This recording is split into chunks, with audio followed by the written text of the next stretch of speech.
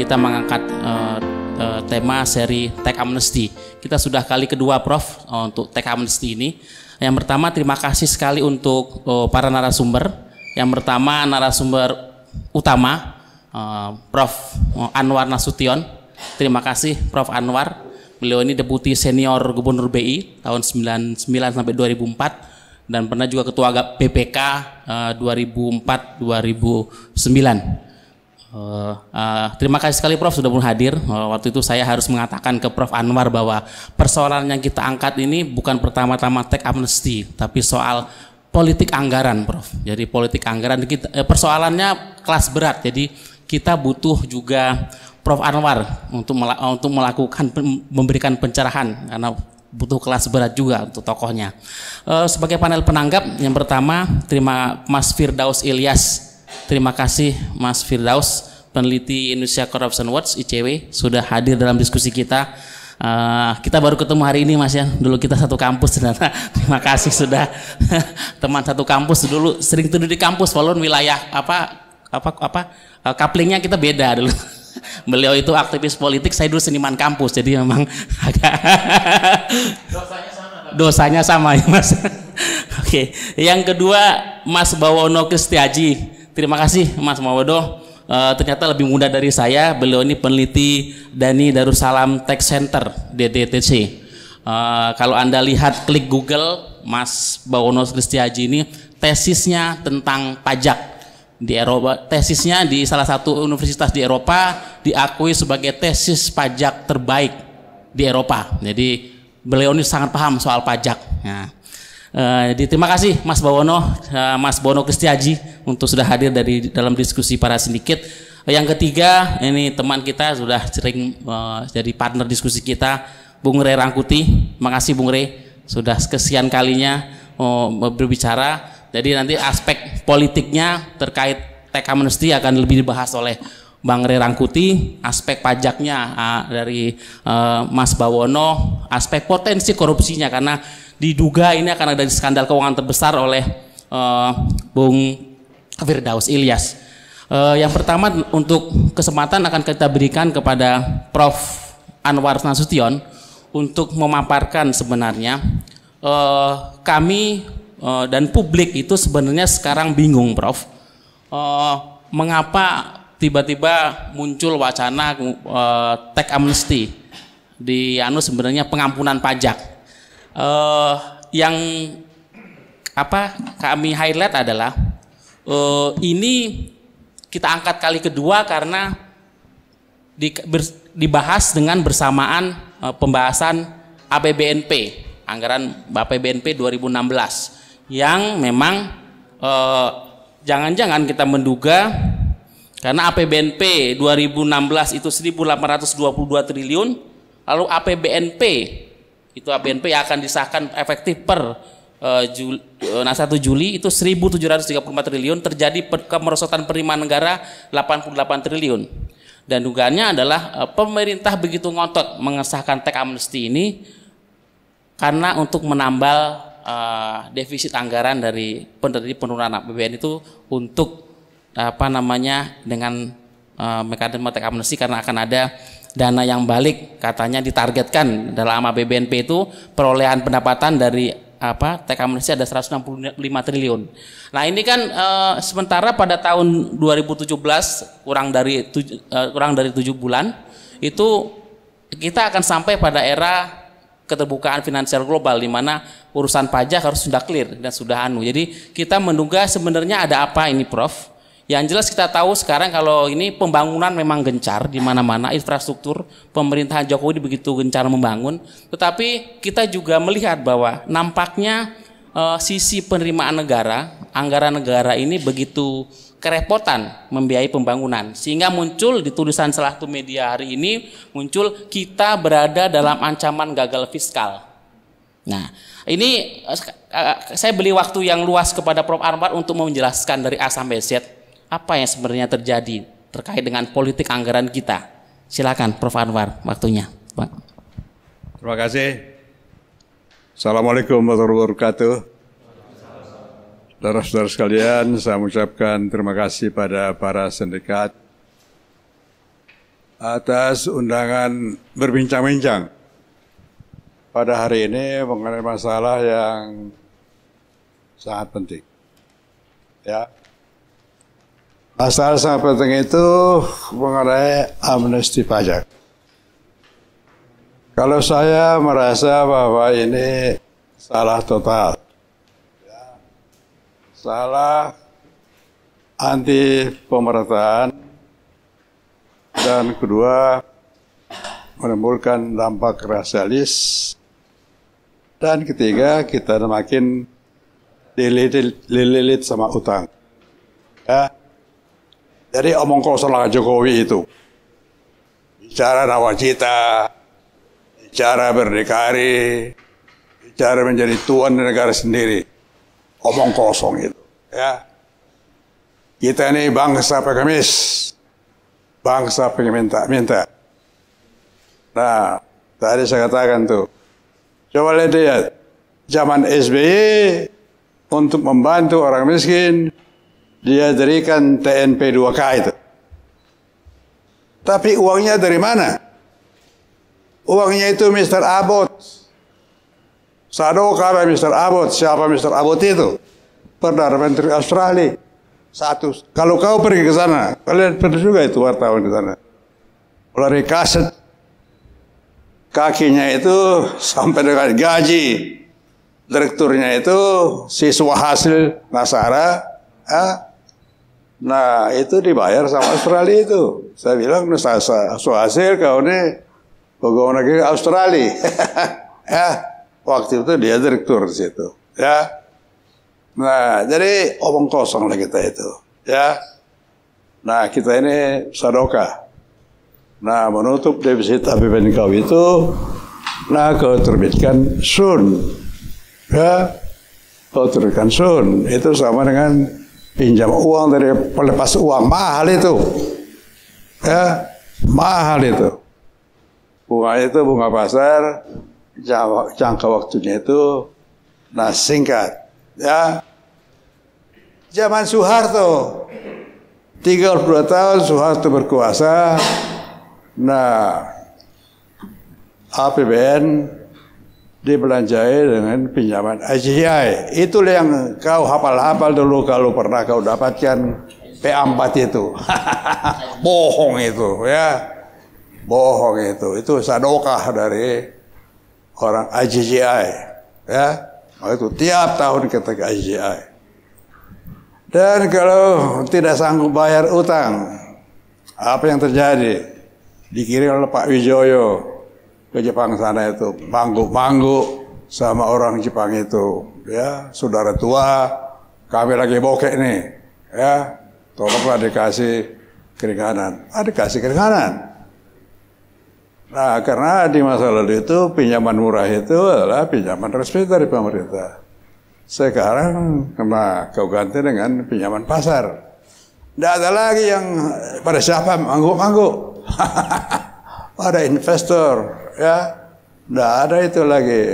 Secara adat itu penyelesaiannya itu, ya. Nah, ini yang terjadi itu.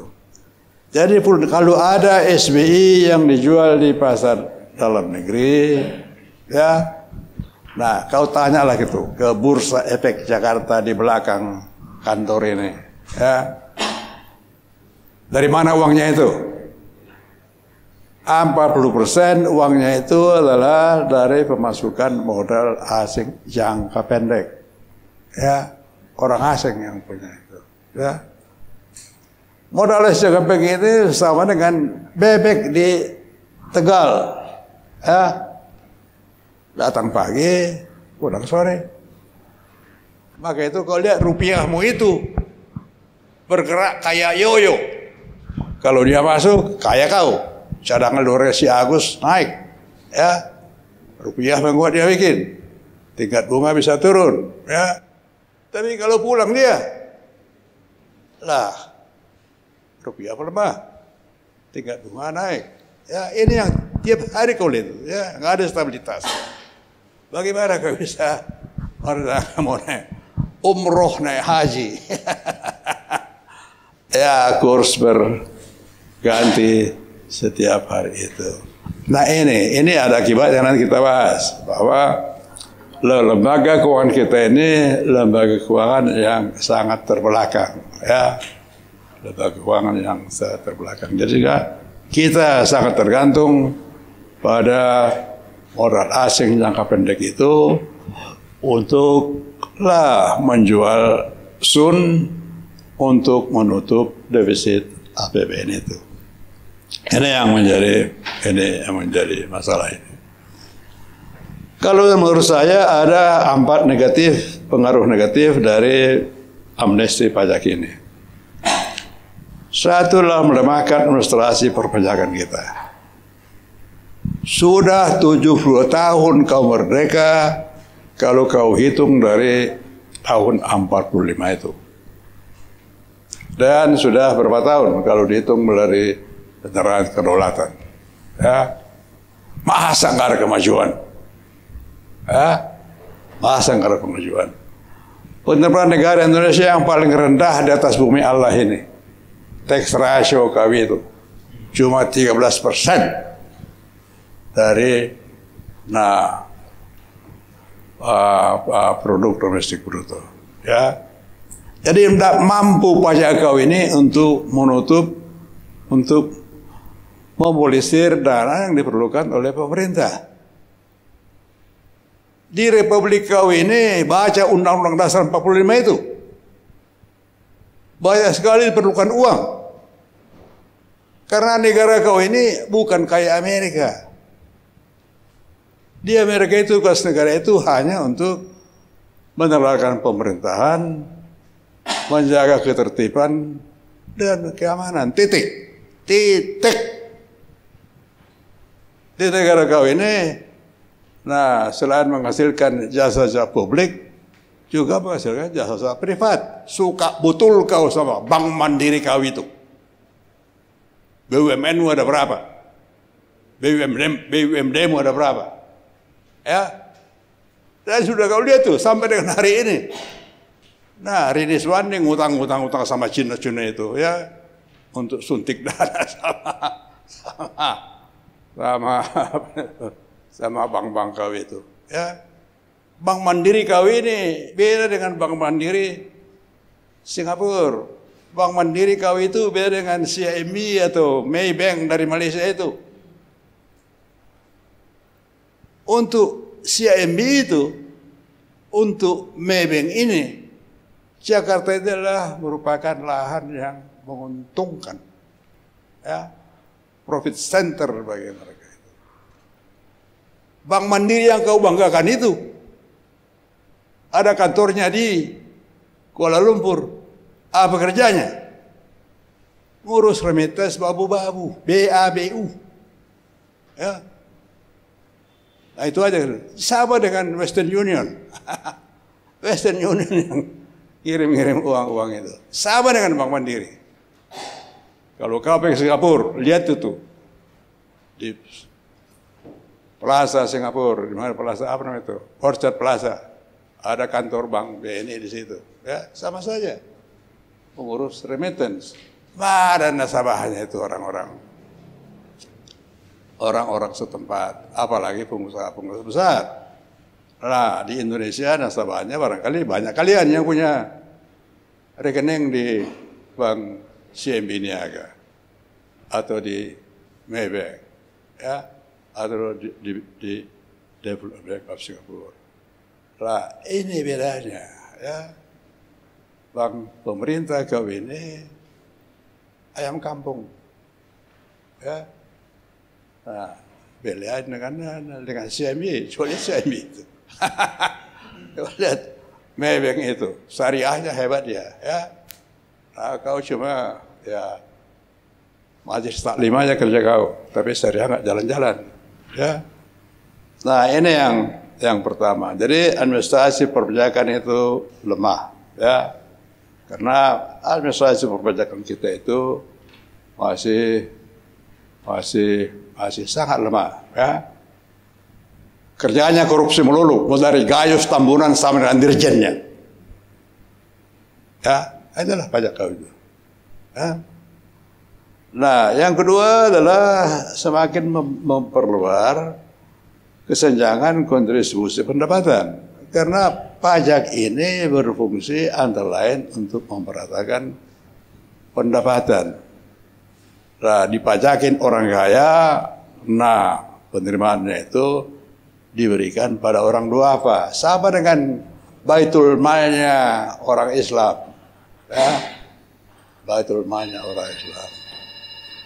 Orang Islam itu kumpulkan zakat dari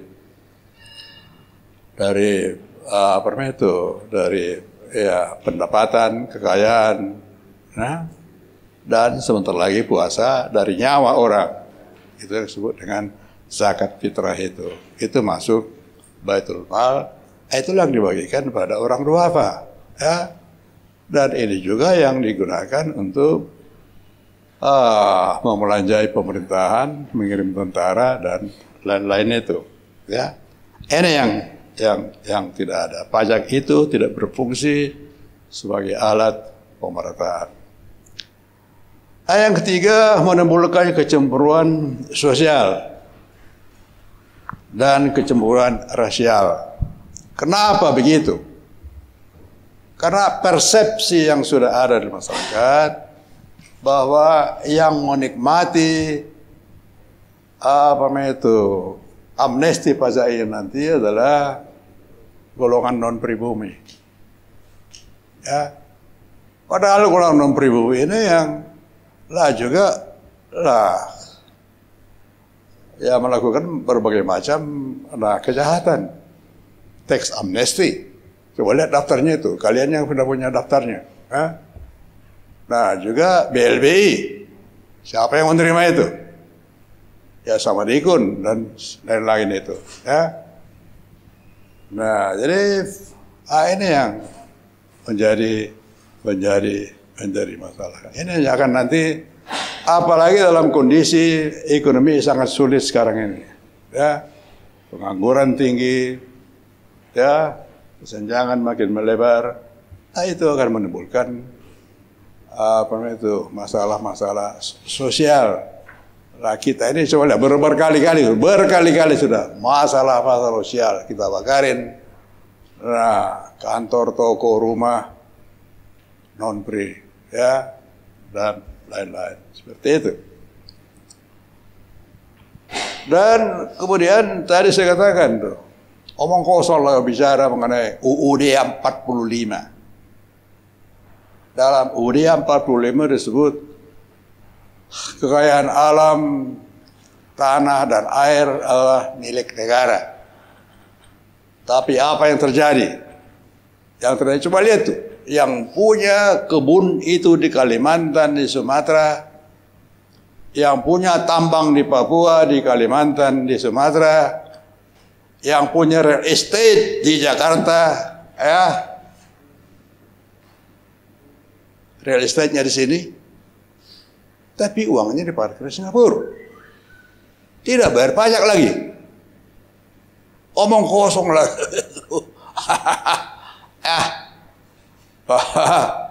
Indonesia negara yang berdaulat. Ya.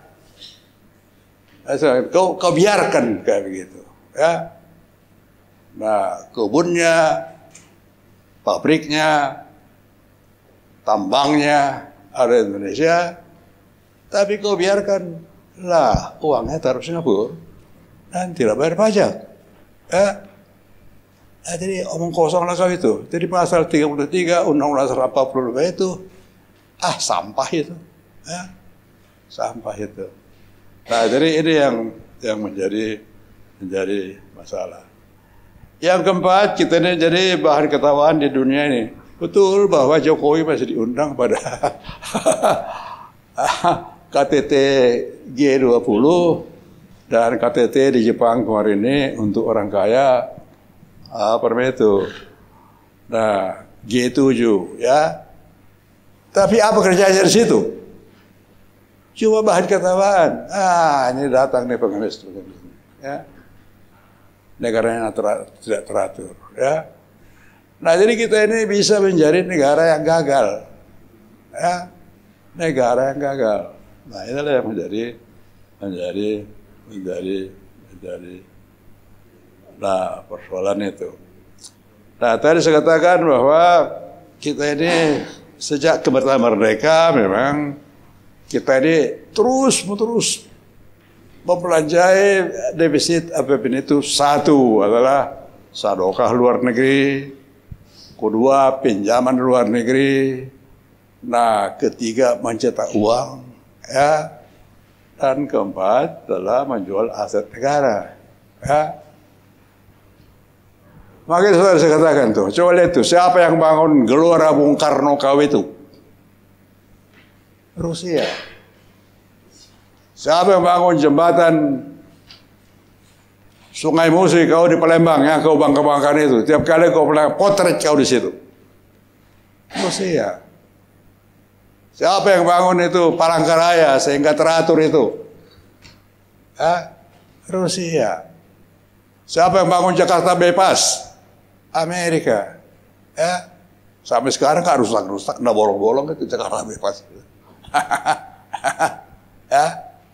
Nah, coba lihat Jakarta Bandung jalan tol kau itu. Ntar longsor, ya. Ini Jakarta bebas tak longsor ya, melewati rawa-rawa, ya, Rawamangun sana, Rawasari, ya. Nah, inilah yang menjadi masalah itu.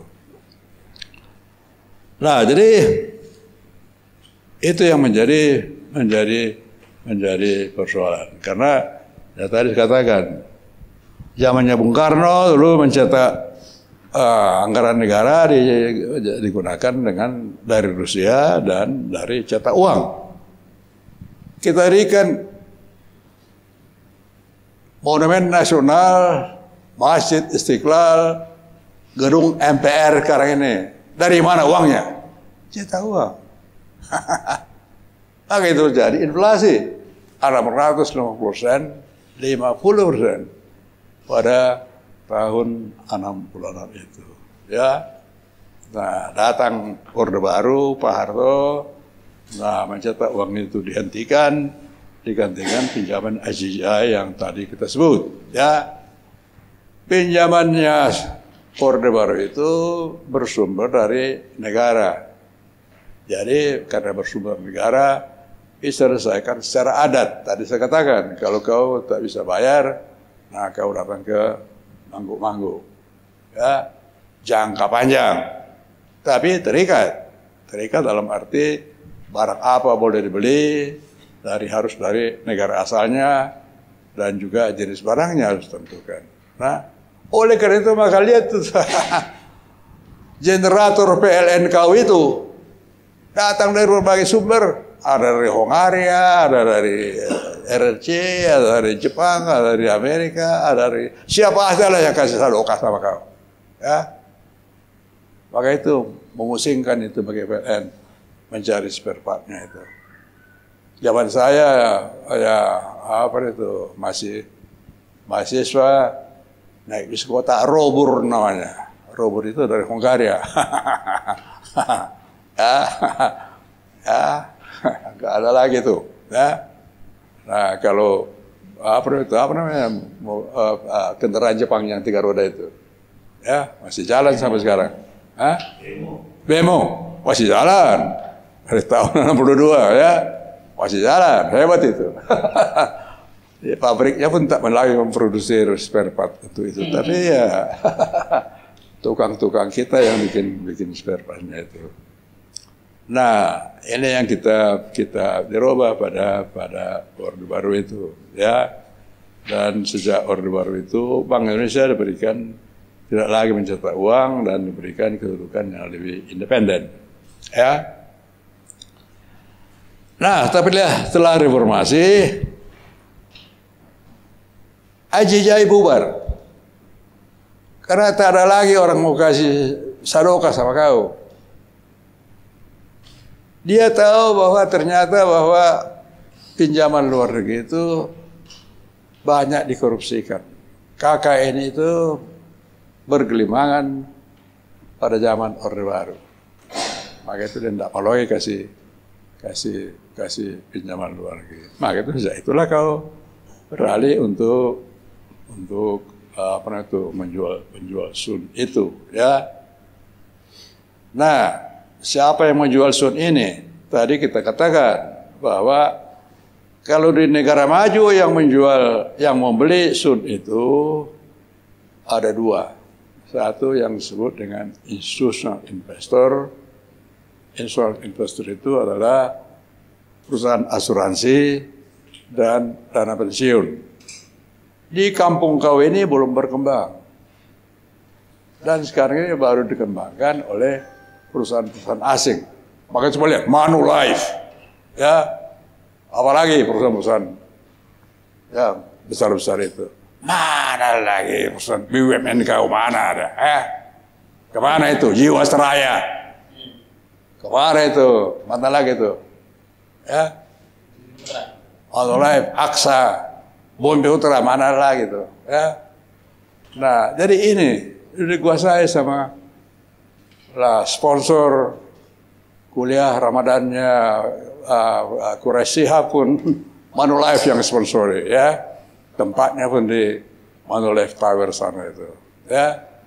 Nah, jadi ini yang menjadi masalah, ya. Menjadi masalah. Atau di Jepang itu bank tabungan pos sangat besar. Di Jepang, di Jerman, di Belanda, di Prancis, di Italia, di Singapura sangat besar peran bank tabungan pos. Apa yang dilakukan bank tabungan pos itu? Dia mengumpulkan deposito dan menjual asuransi jiwa bagi masyarakat.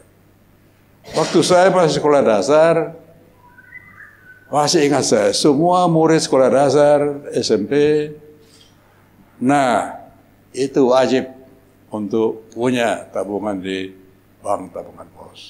Ya. Nah, tapi bank tabungan pos itu hancur lebur karena perang saudara kita, kerja kita kan cuma perang saudara aja. DITI, Perpesta, ya. Dan inflasi yang sangat tinggi, hancur ekonomi.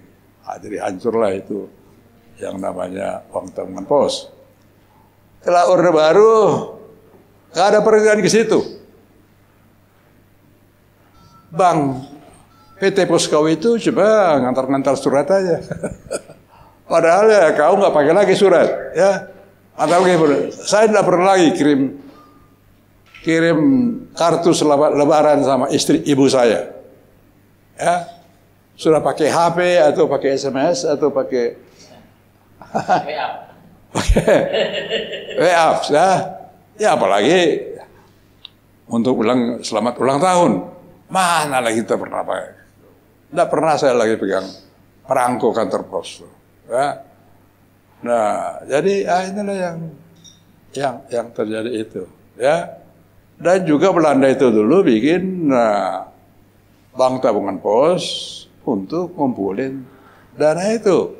Sekarang lah bank tabungan pos BTNK itu juga suka menjadi bank untuk real estate. Ya, ya perumahan. Ya. Nah, jadi ayolah maka tidak punya kita lembaga keuangan yang besar yang menyerap Sun dan menyerap SBI itu. Di Jepang, di negara-negara maju, sebagian besar dari obligasi pemerintahnya mereka itu adalah dibeli oleh bank tabungan pos Jepang misalnya. Jadi tidak ada itu uang orang asing yang beli obligasi pemerintah kayak kau di sini, ya. Nah, sehingga dia tidak tergantung pada risiko pasar. Sukukmu itu pun lah yang beli adalah orang-orang asing termasuk Arab itu. Ya. Jadi kembali sangat rawan pada gejolak kurs devisa.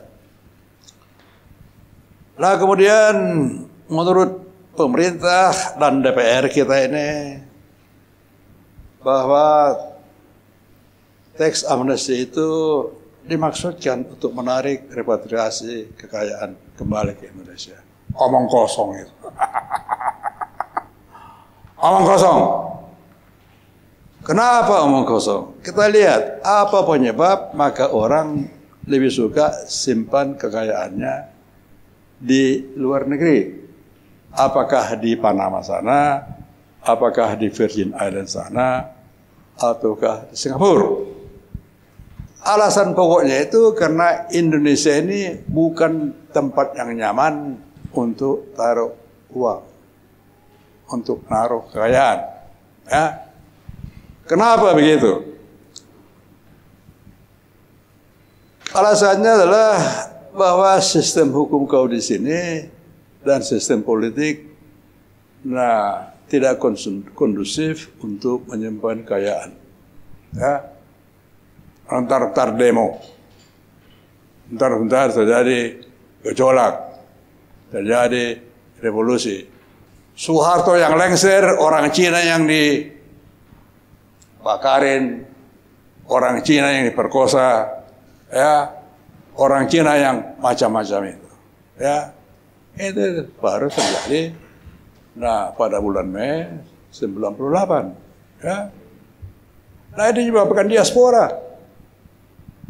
Lari mereka itu, menyelamatkan nyawanya, menyelamatkan bawa uangnya ke luar negeri. Padahal yang lari ini orang-orang itu perlukan untuk pembangunan. Karena mereka itu punya skill, punya keterampilan, ya, punya keterampilan. Nah ini yang terjadi. Jadi selama sistem kita masih masih kayak begini, Indonesia bukan tempat yang nyaman untuk menyimpan uang. Dan ini bukan hanya terjadi pada WNI turunan Cina. Sebelumnya sudah terjadi pada orang Indo. Waktu kita dulu konfrontasi Trikora, ya. Orang Indo kita usir, buku-buku bahasa Belanda kita bakar, semua perusahaan Belanda kita ambil alih, masuklah tentara tuh. Ya. Jadi badan usaha milik negara ini kebanyakan adalah milik Belanda itu. Ya. KLM itulah untuk mencari Garuda, ya, dan perusahaan perkapalan, hotel-hotel diambil alih, ya, dimanage sama tentara. Tentaraku ini tidak punya pendidikan, tidak punya keahlian, tahunya cuma baris per baris, ya, maka itu hancurlah itu kebun, hancurlah itu hotel, hancurlah itu segala macam badan usaha itu. Ya, ini yang terjadi sampai sekarang. Maka pemilihan dari pimpinan badan usaha milik negara kau ini, nah itu berdasarkan kekayaan, iparnya, saudaranya, nah pejabat negara. Ya, kau lihat siapa yang jadi pimpinan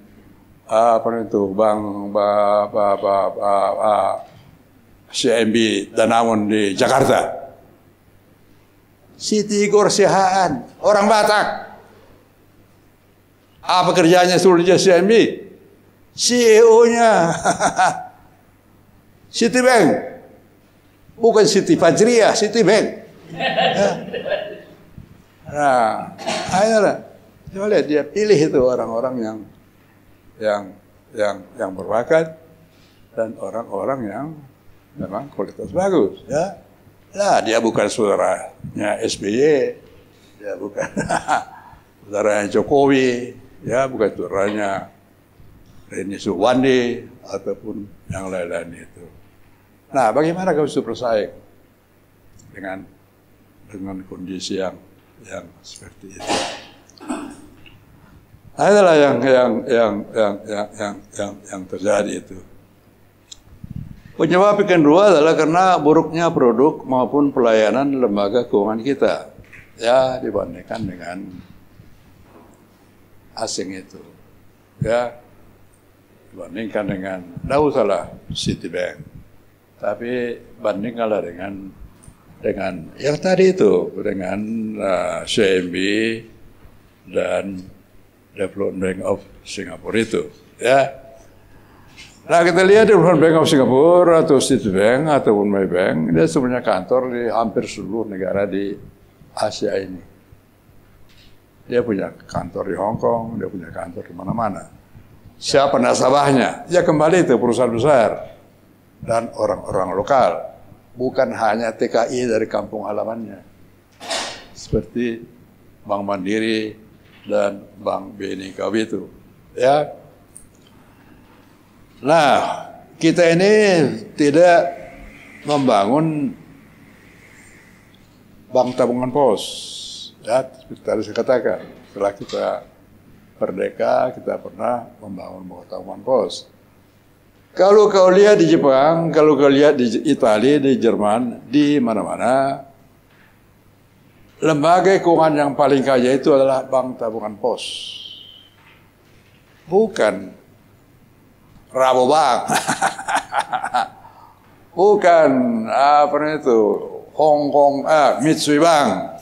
Ya. Tapi bank tabungan pos. Kau baca di tahun yang lalu itu, nah IPO-nya bank tabungan pos di Jepang itu, wow tinggi banget tuh, ya. Nah jadi ini yang menjadi masalah itu, sehingga kita tetap tergantung pada short term capital inflow itu, ya. Nah yang ketiga kita lihat bahwa efisiensi bank-bank nasional kita ini, utamanya bank pemerintah, rendah sekali. Ya.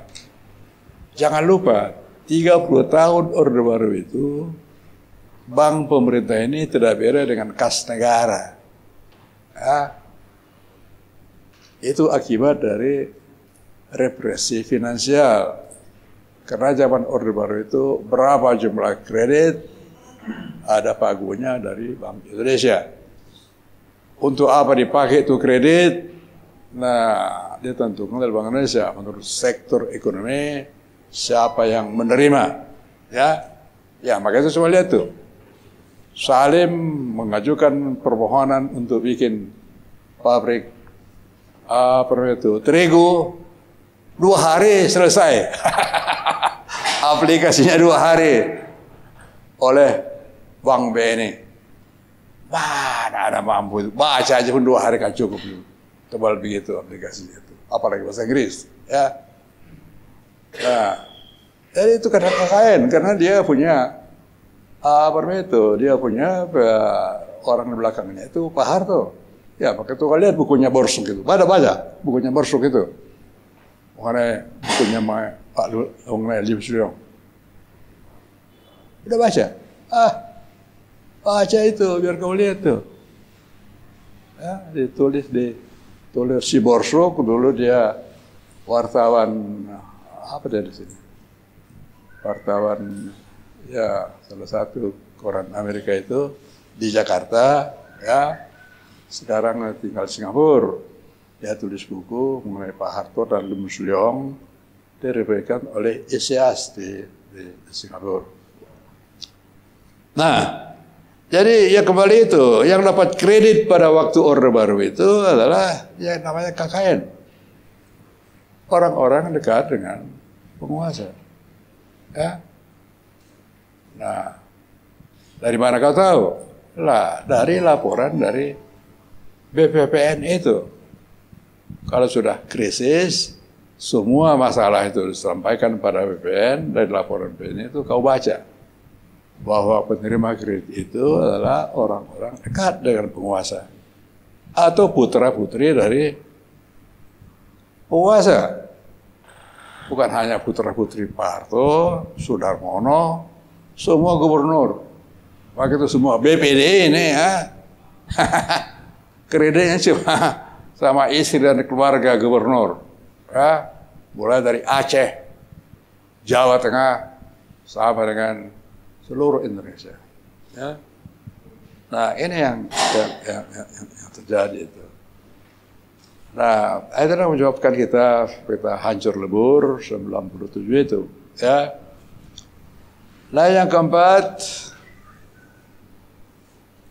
memperbaiki sistem hukum nasional dan termasuk peraturan pajak, karena peraturan pajak ini bagian dari sistem hukum nasional, ya. Nah, jadi masalah itu bukan hanya di pajak, tapi masalah itu sudah kita lihat. Siapa yang membolehkan pengempelang orang-orang bermasalah dengan BLB itu, dengan orang-orang bermasalah dengan macam-macam persoalan ekonomi, lari ke luar negeri. Tadi saya kasih contoh, Edi Tanzil. Dia bisa lari dari high maximum security penjara, melenggang ke luar negeri.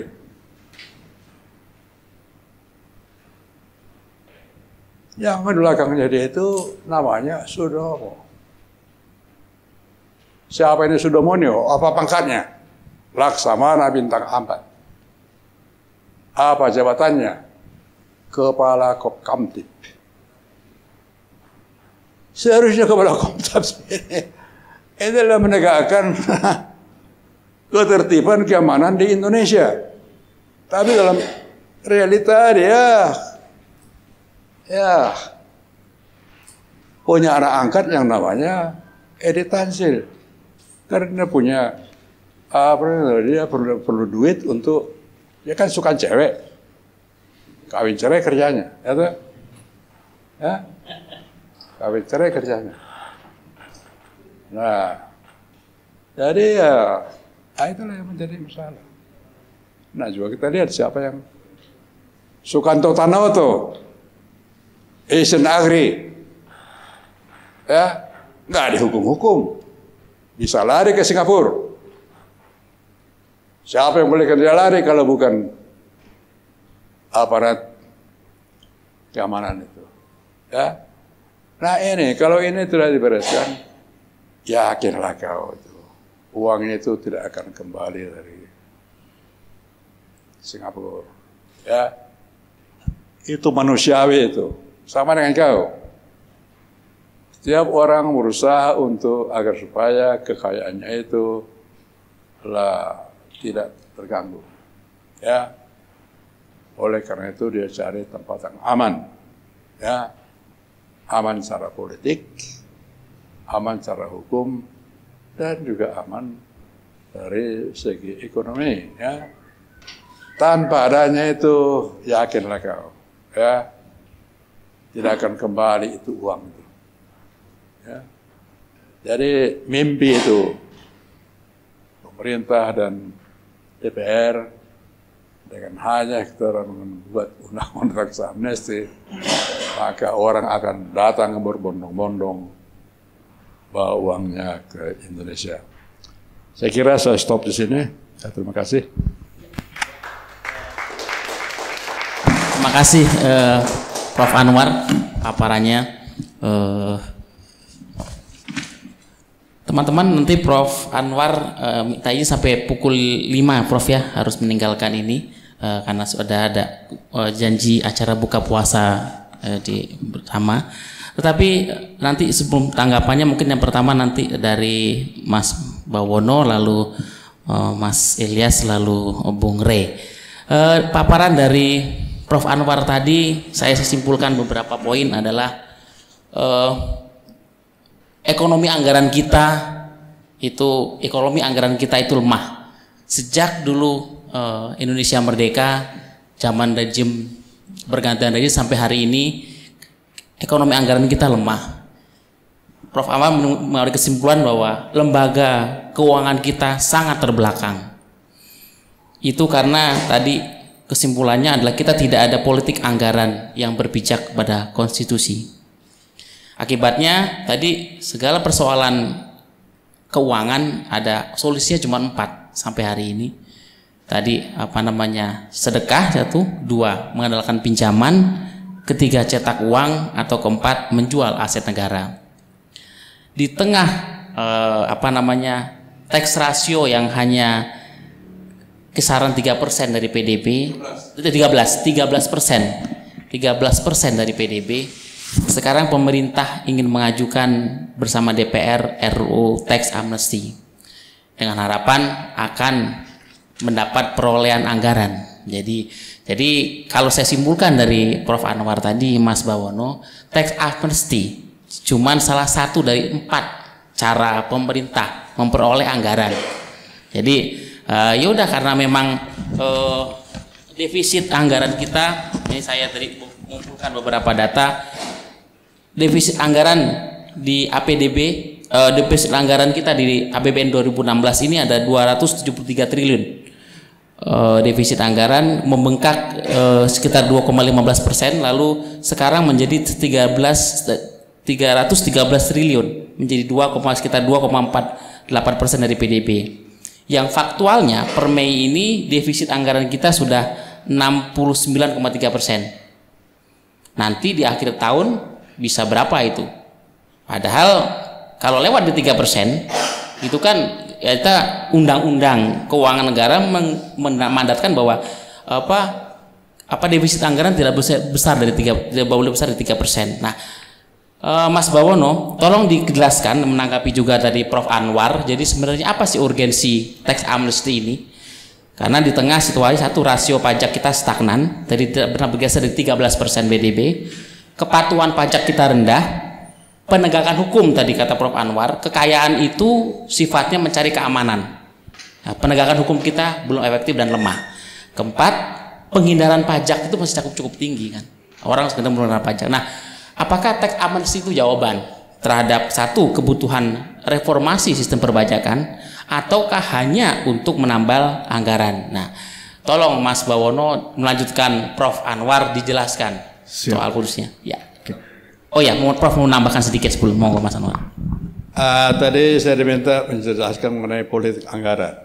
Jadi memang kebijakan APBN itu selain mengenai jumlahnya, juga bagaimana struktur pendapatan dan struktur pengeluaran. Ya.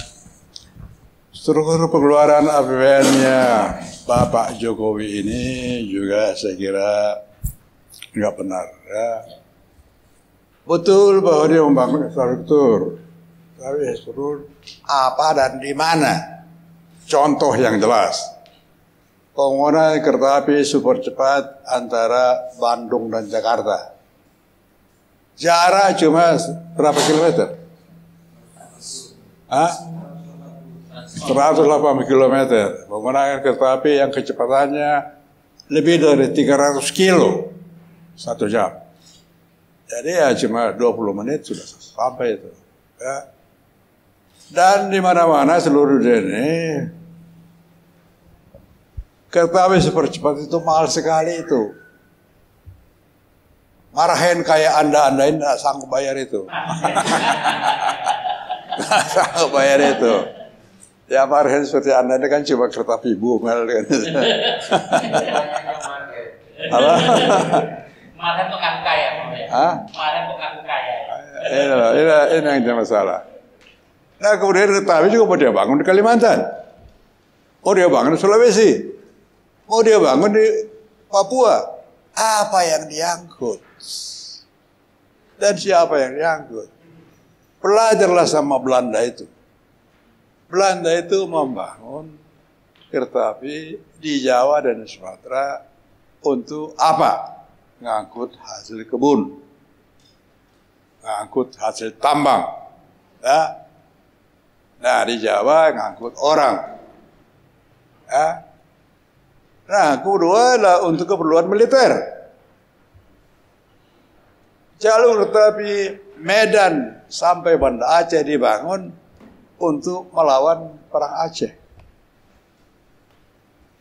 Semarang, Jogja dibangun antara lain untuk mengatasi pemberontakan Pangeran Diponegoro. Ya.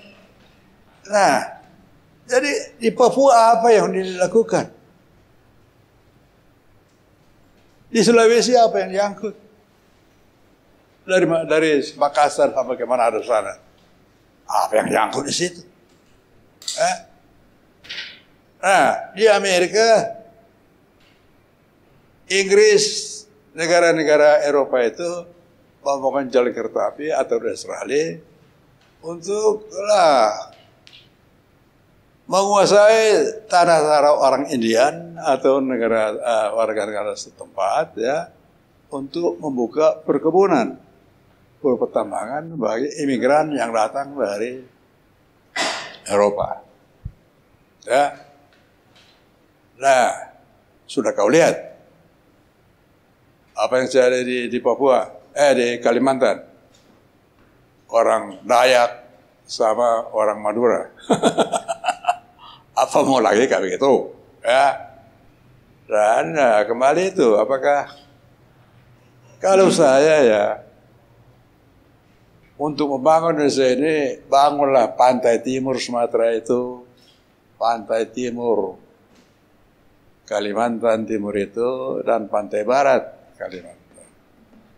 Dan barangkali Papua yang berbatasan dengan Laut Arafura. Ini jalur ekonomi. Malaysia itu kaya banget tuh. Di mana yang berkembang? Di sepanjang Selat Malaka ini. Ya. Lihat Penang, lihat Johor, lihat Palaka. Ya. Anak-anak kita, saudara-saudara kita dari Babu, BABU ke sana, dari kontrak, dari tenaga kuli-kuli bangunan. Nah, apa kasar lah, karena ekonominya yang perkembangan pesat. 70% penduduk Johor itu adalah orang Jawa. Jawa mana? Jogja dan Solo. Makanya kalau lihat itu, Kiai Basir dulu larinya kemana? Ke Johor. Maka itu muridnya si Azhari itu, ya. Nah, ini yang harus dilakukan. Jadi kalau itu dibangun, akan terjadi transmigrasi sukarela tanpa ongkos. Ya, sekarang ini coba lihat banyak sekali orang Jawa yang bikin tambang ilegal di sepanjang Sumatera, di Kalimantan itu. Nah juga coba lihat di Kalimantan Timur, pemerintahannya, ekonominya dikuasai oleh orang Jawa Timur, orang Bugis, orang Manado, dan gerejanya dikuasai oleh orang Toraja, ya. Nah, jadi ini yang harus dilakukan. Kalau itu iya, bangunlah infrastruktur di situ. Tapi kalau Trans Kalimantan, Trans Papua, Trans Sulawesi, apa yang mau dibangun? Coba lihat itu di gedung apa namanya yang gedung Semarang itu? Gedung yang di Semarang, Lawang Sewu. Lawang Sewu. Itu kan dulu kantor perusahaan kereta api itu, ya. Bisa dia bikin gedung yang seperti itu, ya dari mana? Itu swasta itu, ya. Uang itu kembali dari kereta api yang ngangkut hasil kebun di Jawa Tengah, ya, dan Jawa Timur. Ini saya kira tidak ngerti saya apa yang politik anggarannya pemerintah Jokowi ini, tidak jelas. Apa hasilnya untuk kita? Ya, bagaimana kita membayar itu kembali? Ya, nah Cina sih mau aja dia minta duit dari Cina, dari Jepang, ya, tapi bayarnya kembali gimana? Ya, itu jadi persoalan. Ya, makasih. Mau langsung, Mas Wawan. Ya. Assalamualaikum warahmatullahi wabarakatuh. Selamat sore, salam sejahtera bagi Bapak Ibu sekalian. Pertama-tama saya ucapkan terima kasih untuk para sindiket karena telah mengundang saya dari Danidor Soundtech Center. Nama saya Aji. Terima kasih, ini salah satu kehormatan sekali bisa bicara di sini dengan pembicara sekaliber dosen sekaligus panutan saya nih, Prof. Anwar. Ini murid nih ya. Sudah ada Pak Firdaus, wah ini juga saya sering udah ke Sohor, dan Pak Rai apalagi ini. sour sekali. Nah, ini saya mungkin masih belajar di sini. Tapi mungkin saya akan hanya mengkotakkan persoalan tax amnesty dalam konteks pajaknya. Tentu saya tidak ahli di bidang hal-hal lain, politik atau korupsi dan segala macam. Nah, ini mungkin saya ingin mensupport juga data yang dimiliki oleh Prof. Anwar mengenai problems yang ada di perpajakan di Indonesia. Mengenai problem saya ini udah sangat akut menurut saya. Ketika Prof. Anwar bilang ini sampai 13%, sebenarnya data yang lebih valid ya adalah penerimaan pajak saja ya, yang dikumpulkan oleh Direktorat Jenderal Pajak itu tahun lalu hanya mencapai 10,8% dari PDB. Jadi kalau yang dimaksud Prof. Anwar mungkin penerimaan perpajakan yang ada bea dan cukai. Nah, tapi ini kenapa ini terjadi? Terus kemudian kita lihat lagi dari 10 tahun terakhir target penerimaan pajak tidak pernah tercapai, selalu gagal. Jadi ada yang namanya bagaimana nih reputation risk-nya dari government, ini kan sebenarnya yang juga dipertaruhkan di sini. Terus kemudian kalau kita lihat lagi dari tax effort, jadi bagaimana aktual penerimaan terhadap potensi yang dikumpulkan di Indonesia. Studi dari IMF hanya menyebutkan bahwa Indonesia sampai saat ini hanya bisa mengumpulkan 0,47%, jadi 47% dari seluruh potensi yang ada. Ini berarti potensinya masih besar tapi aktualnya realisasinya hanya sedikit. Nah, ini juga menjadi indikator-indikator yang cukup menyeramkan. Nah, ini menyeramkan lagi saya gali lebih dalam ya. Kenapa ini terjadi? Ternyata struktur penerimaan pajak di Indonesia juga lebih banyak ditopang oleh PPh Badan dan PPN. Ini sebenarnya struktur penerimaan pajak yang tidak sustainable karena di situ terlihat bahwa partisipasi dari orang pribadi itu sangat minim. Kalau kita lihat dari pajak penghasilan yang orang pribadi, wajib pajak orang pribadi, ini mungkin hanya sekitar 11% dari seluruh total penerimaan pajak. Di mana sebagian besarnya ternyata dikontribusikan oleh PPh pasal 21, yaitu pajak yang dipungut langsung oleh perusahaan. Bukan misalkan kalau kita punya kos-kosan, atau saya pulang dari sini lapor pajak dari fee kita di sini, itulah yang kontribusinya sangat kecil, hanya 9 triliun di tahun lalu. Nah, ini sebenarnya potret yang sangat saya bilang suram ya, seperti itu. Kenapa sih ini terjadi? Ya, kita bisa bilang bahwa simply hanya kepatuhan pajak yang sangat rendah. Kepatuhan pajak yang sangat rendah ini disebabkan oleh apa? Sebenarnya selain masalah ketidaktahuan, masalah sosialisasi dan segala macam, ini ternyata juga ada persoalan gini. Jadi pemerintah itu untuk menegakkan kepatuhan itu sebenarnya ada dua cara prinsipnya. Yang satu penegakan, enforcement. Yang kedua itu secara kesukarelaan, biasanya seperti itu ya. Kita lihat kalau misalkan pilihannya adalah penegakan hukum.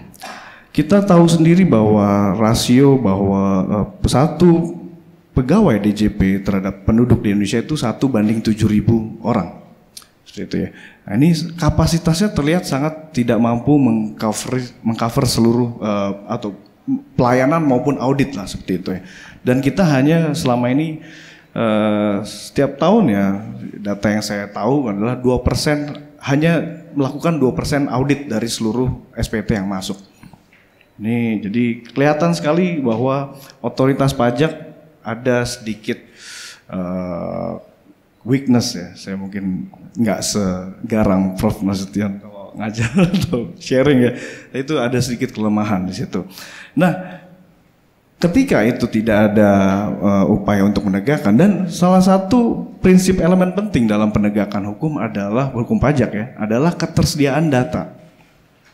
Kita tidak punya namanya single identity number, di mana ada konektivitas antara data pribadi, data kependudukan, data perbankan, dan data perpajakan. Tidak ada. Jadi satu-satunya yang dimiliki oleh otoritas pajak adalah ya hanya yang ketika self assessment system itu ya berbasis pada SPT. Ternyata seperti itu ya. Jadi bagaimana wajib pajak itu melaporkan yang ada dalam SPT-nya, itulah data utama yang hanya dimiliki oleh otoritas pajak. Sayangnya seperti itu. Maka kita tidak heran ya bahwa belakangan ini otoritas pajak juga mulai masuk ke dalam akses data perbankan, akses kartu kredit. Ini sebenarnya untuk proksimasi seberapa besar sebenarnya potensi atau misalkan profil dari masing-masing wajib pajak itu, kemampuan pajaknya ya, seperti itu. Karena ini nggak ada data seperti itu. Nah, kalau misalkan secara paksaan ini tidak dimungkinkan, maka yang pilihan keduanya adalah kesukarelaan. Nah, ini menjadi menarik karena fitur kesukarelaan itu adalah suatu ada insentif biasanya di situ. Oke. Dan di situ biasanya ada barter. Ada bukan barter ya, tapi istilahnya saya beli informasi Anda, profil keuangan Anda, akan saya berikan suatu insentif. Yang mungkin dalam konteks tax amnesty adalah di waive itu semua. Pajak terutang, pidana pajak, denda segala macam. Atau dalam konteks misalkan dulu sunset policy, juga reinventing policy di tahun lalu. Ini juga ada insentif-insentifnya. Jadi dalam konteks perekonomian Indonesia, dalam konteks perpajakan di Indonesia, pilihan peningkatan kepatuhan pajak berdasarkan kesukarelaan ini adalah pilihan yang cukup rasional. Karena begini, kalau kita lihat datanya dari Angkatan Kerja di Indonesia misalkan 130 juta penduduk ya, di mana hanya sekitar 23 jutaan itu terdaftar sebagai wajib pajak, which is itu mungkin sekitar 20-25%. Ternyata selama 4 tahun terakhir kita hanya punya 40% dari yang punya NPWP itu yang lapor pajak. Nah, jadi ternyata uang pajak yang selama ini ada dalam di Indonesia ternyata hanya dikontribusikan sama orang-orang yang itu aja. Saya bisa bilang seperti itu ya, oleh PPh Badan, oleh orang-orang yang pekerja formal. Tapi orang-orang di luar sistem itu sebenarnya masih banyak. Nah, kalau bagi pemerintah, kalau misalkan mereka ingin, dan itu kita lihat dalam nota keuangan setiap tahunnya, ekstensifikasi segala macam. Dan ini kalau kita lihat pilihannya misalkan menegakkan hukum, mau sampai kapan? Pertanyaan adalah seperti itu. Mau sampai kapan kita menunggu pemerintah siap atau bisa untuk menegakkan hukum pajak secara full? Ya. Karena begini, ketika hukum pajaknya tidak bisa ditegakkan, orang-orang yang ada dalam sistem ini sebenarnya orang-orang yang menanggung fiscal burden, tax burden di Indonesia. Jadi makanya saya mencoba memahami logika dari pemerintah bahwa ini kebijakan yang cukup rasional, daripada kita sibuk untuk tidak punya kapasitas untuk menegakkan hukum pajak secara full, dan juga di sisi lain ini ada orang-orang yang selama ini juga berada dalam sistem, maka dibuatlah suatu kebijakan sifatnya kesukarelaan, which is itu tax amnesty. Ini mungkin dari justifikasinya dulu, Prof.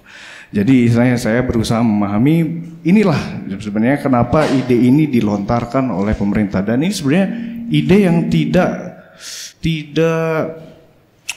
ini sifatnya umum kok. Maksudnya tax amnesty itu sudah dilakukan mungkin paling tidak di 31 negara di dunia.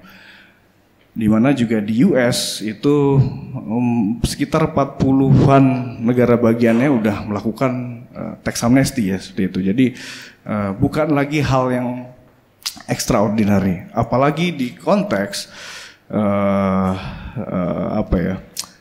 kebutuhan untuk pembiayaan pembangunan, seperti itu ya. Nah, kalau kita lihat dari tujuan tax amnesty sebenarnya kan ada 4. Yang pertama, penerimaan jangka pendek. Nah, ini sebenarnya selama ini selalu di seolah-olah ini menjadi obsesi utama gitu ya. Atau banyak juga pengamat yang bilang seperti itu, dan juga kajian-kajian literatur juga selalu mengkaitkan tax amnesty dengan keberhasilannya dengan penerimaan.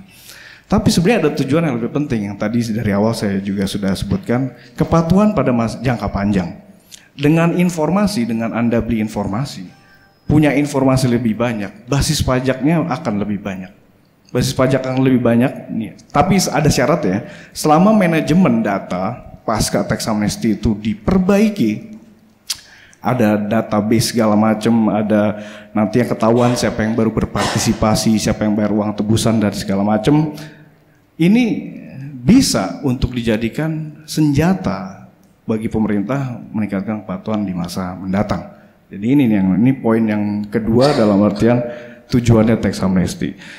Poin yang ketiga ini sebenarnya lebih kepada konteksnya misalkan di Afrika Selatan, rekonsiliasi. Nah, kalau saya bilangnya di Indonesia mungkin ada pembabakan baru.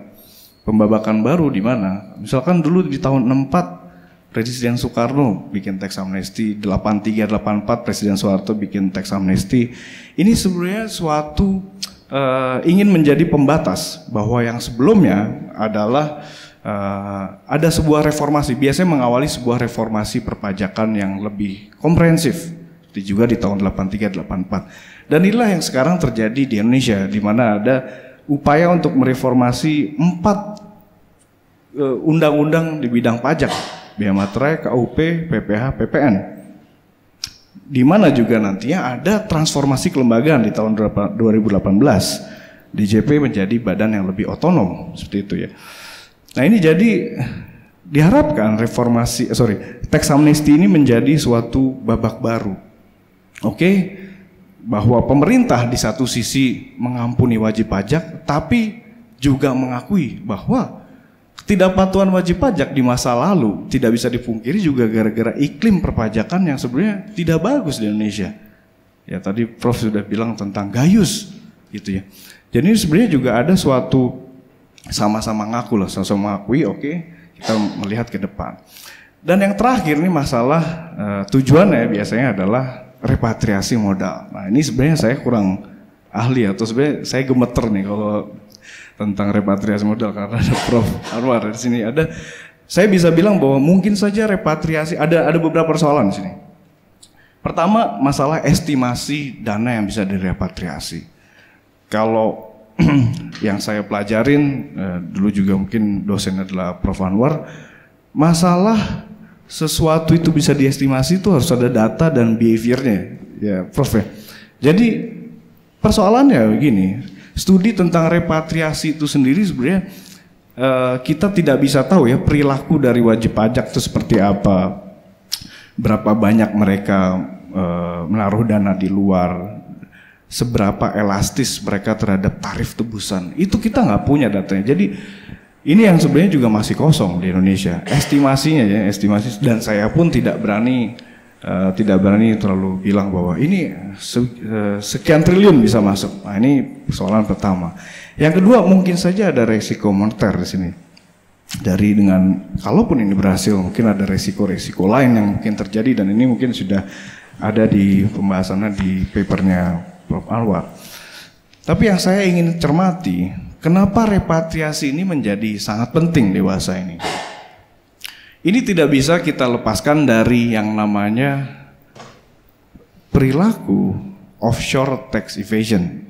Ada seperti itu. Jadi kenapa orang cenderung menaruh dana di luar negeri? Terlepas dari motif non pajak dalam artian political situation, ada volatility dari pasar keuangan dan segala macam. Tapi juga pajak di sini mulai semakin memainkan peranan yang semakin penting. Makanya si Gabriel Zucman dalam bukunya The Hidden Wealth of Nation bilangnya sekitar 7,6 triliun dana global itu ditaruhnya di negara-negara tax haven. Seperti itu. Dan ini saya pikir ini juga sesuatu yang sudah diketahui rekan-rekan di LSM di Indonesia dan pengambil kebijakan juga di Indonesia.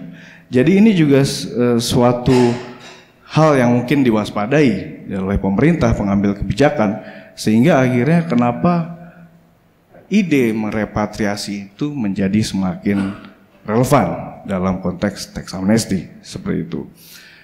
Itu mungkin yang dari repatriasinya. Saya ada 2 komentar lagi. Yang pertama adalah tentang kesenjangan ya. Jadi kalau saya lihat judulnya paper ini dan ini paper yang sangat baik. Kalau saya dulu papernya saya ingat Prof di kampus yang dilihat biasanya ini ya Prof, sumber atau segala macam, idenya segala macam. Nah ini membuat saya juga semakin ini Pak, disiplin dalam jadi peneliti. Nah kalau dalam konteks inequality ini sebenarnya juga cukup menarik ya.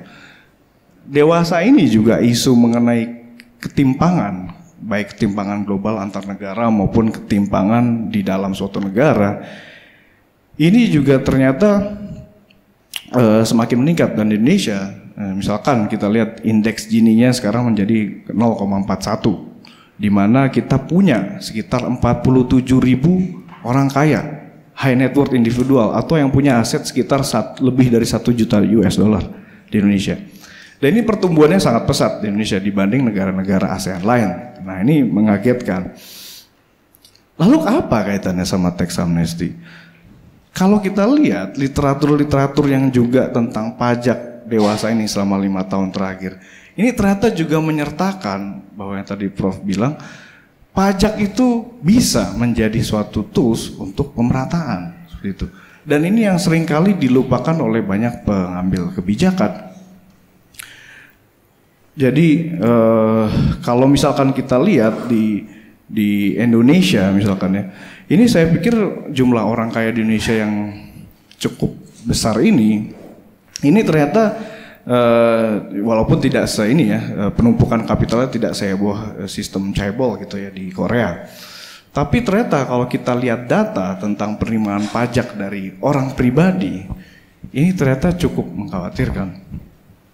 Di negara lain, itu yang namanya otoritas pajaknya punya unit khusus untuk khusus mengelola orang-orang kaya ini. Di mana sumbangsihnya terhadap PPh orang pribadi secara keseluruhan ternyata bisa mencapai lebih dari 50% sampai 75%. 3 menit lagi Mas ya? 3 menit. Oke, siap. Sebelum Prof mau duluan soalnya. Siap. Nah ini jadinya ini menjadi hal yang perlu untuk diperhatikan juga dan bagaimana konteksnya tax amnesty ini lagi-lagi masalah data ya. Karena kita juga di Indonesia itu data tentang orang kaya apakah lengkap sebenarnya? Ya mungkin itu masih bisa dipertanyakan seperti itu.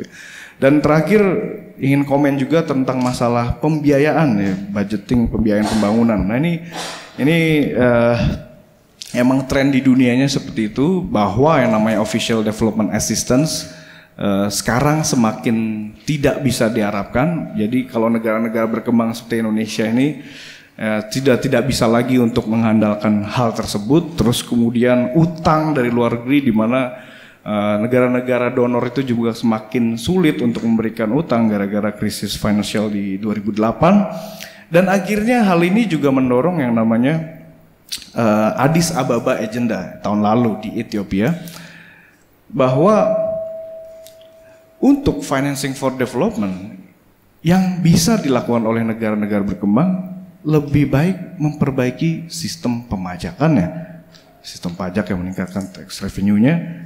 Di sisi yang lain, di saat yang bersamaan mencegah illicit financial flow atau aliran dana gelap, mencegah juga money laundering, dan juga memperbaiki sistem pajak internasional.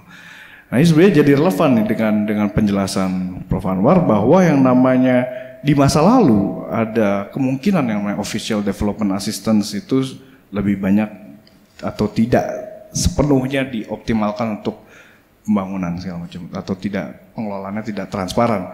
Nah dengan adanya agenda ini ternyata juga memperlihatkan bahwa ya udah pajak lah adalah satu-satunya cara untuk meningkatkan pembiayaan pembangunan. Jadi kenapa akhirnya ini bisa saya pahami kenapa akhirnya Presiden Jokowi dan juga banyak kepala negara di negara-negara lain ternyata juga semakin melihat pajak doang solusinya. Dan salah satunya ya idenya adalah tax amnesty. Mungkin itu saja dari saya sementara. Ya, terima kasih Mas Bawono. Prof sebelum Prof pamit duluan. Bisa menanggapi pernyataan dari Mas Bawono tadi bahwa tax amnesty itu kan didasarkan pada kesukarelaan tadi. Kesukarelaan bahwa untuk penegakan kepatuhan itu ada 2 option kan, penegakan, enforcement atau kesukarelaan. Nah, tax amnesty ini pada wilayah kesukarelaan. Bagaimana tanggapan Prof Anwar, efektivitasnya? Ya, saya kira kesukarelaan itu kalau ada kesadaran.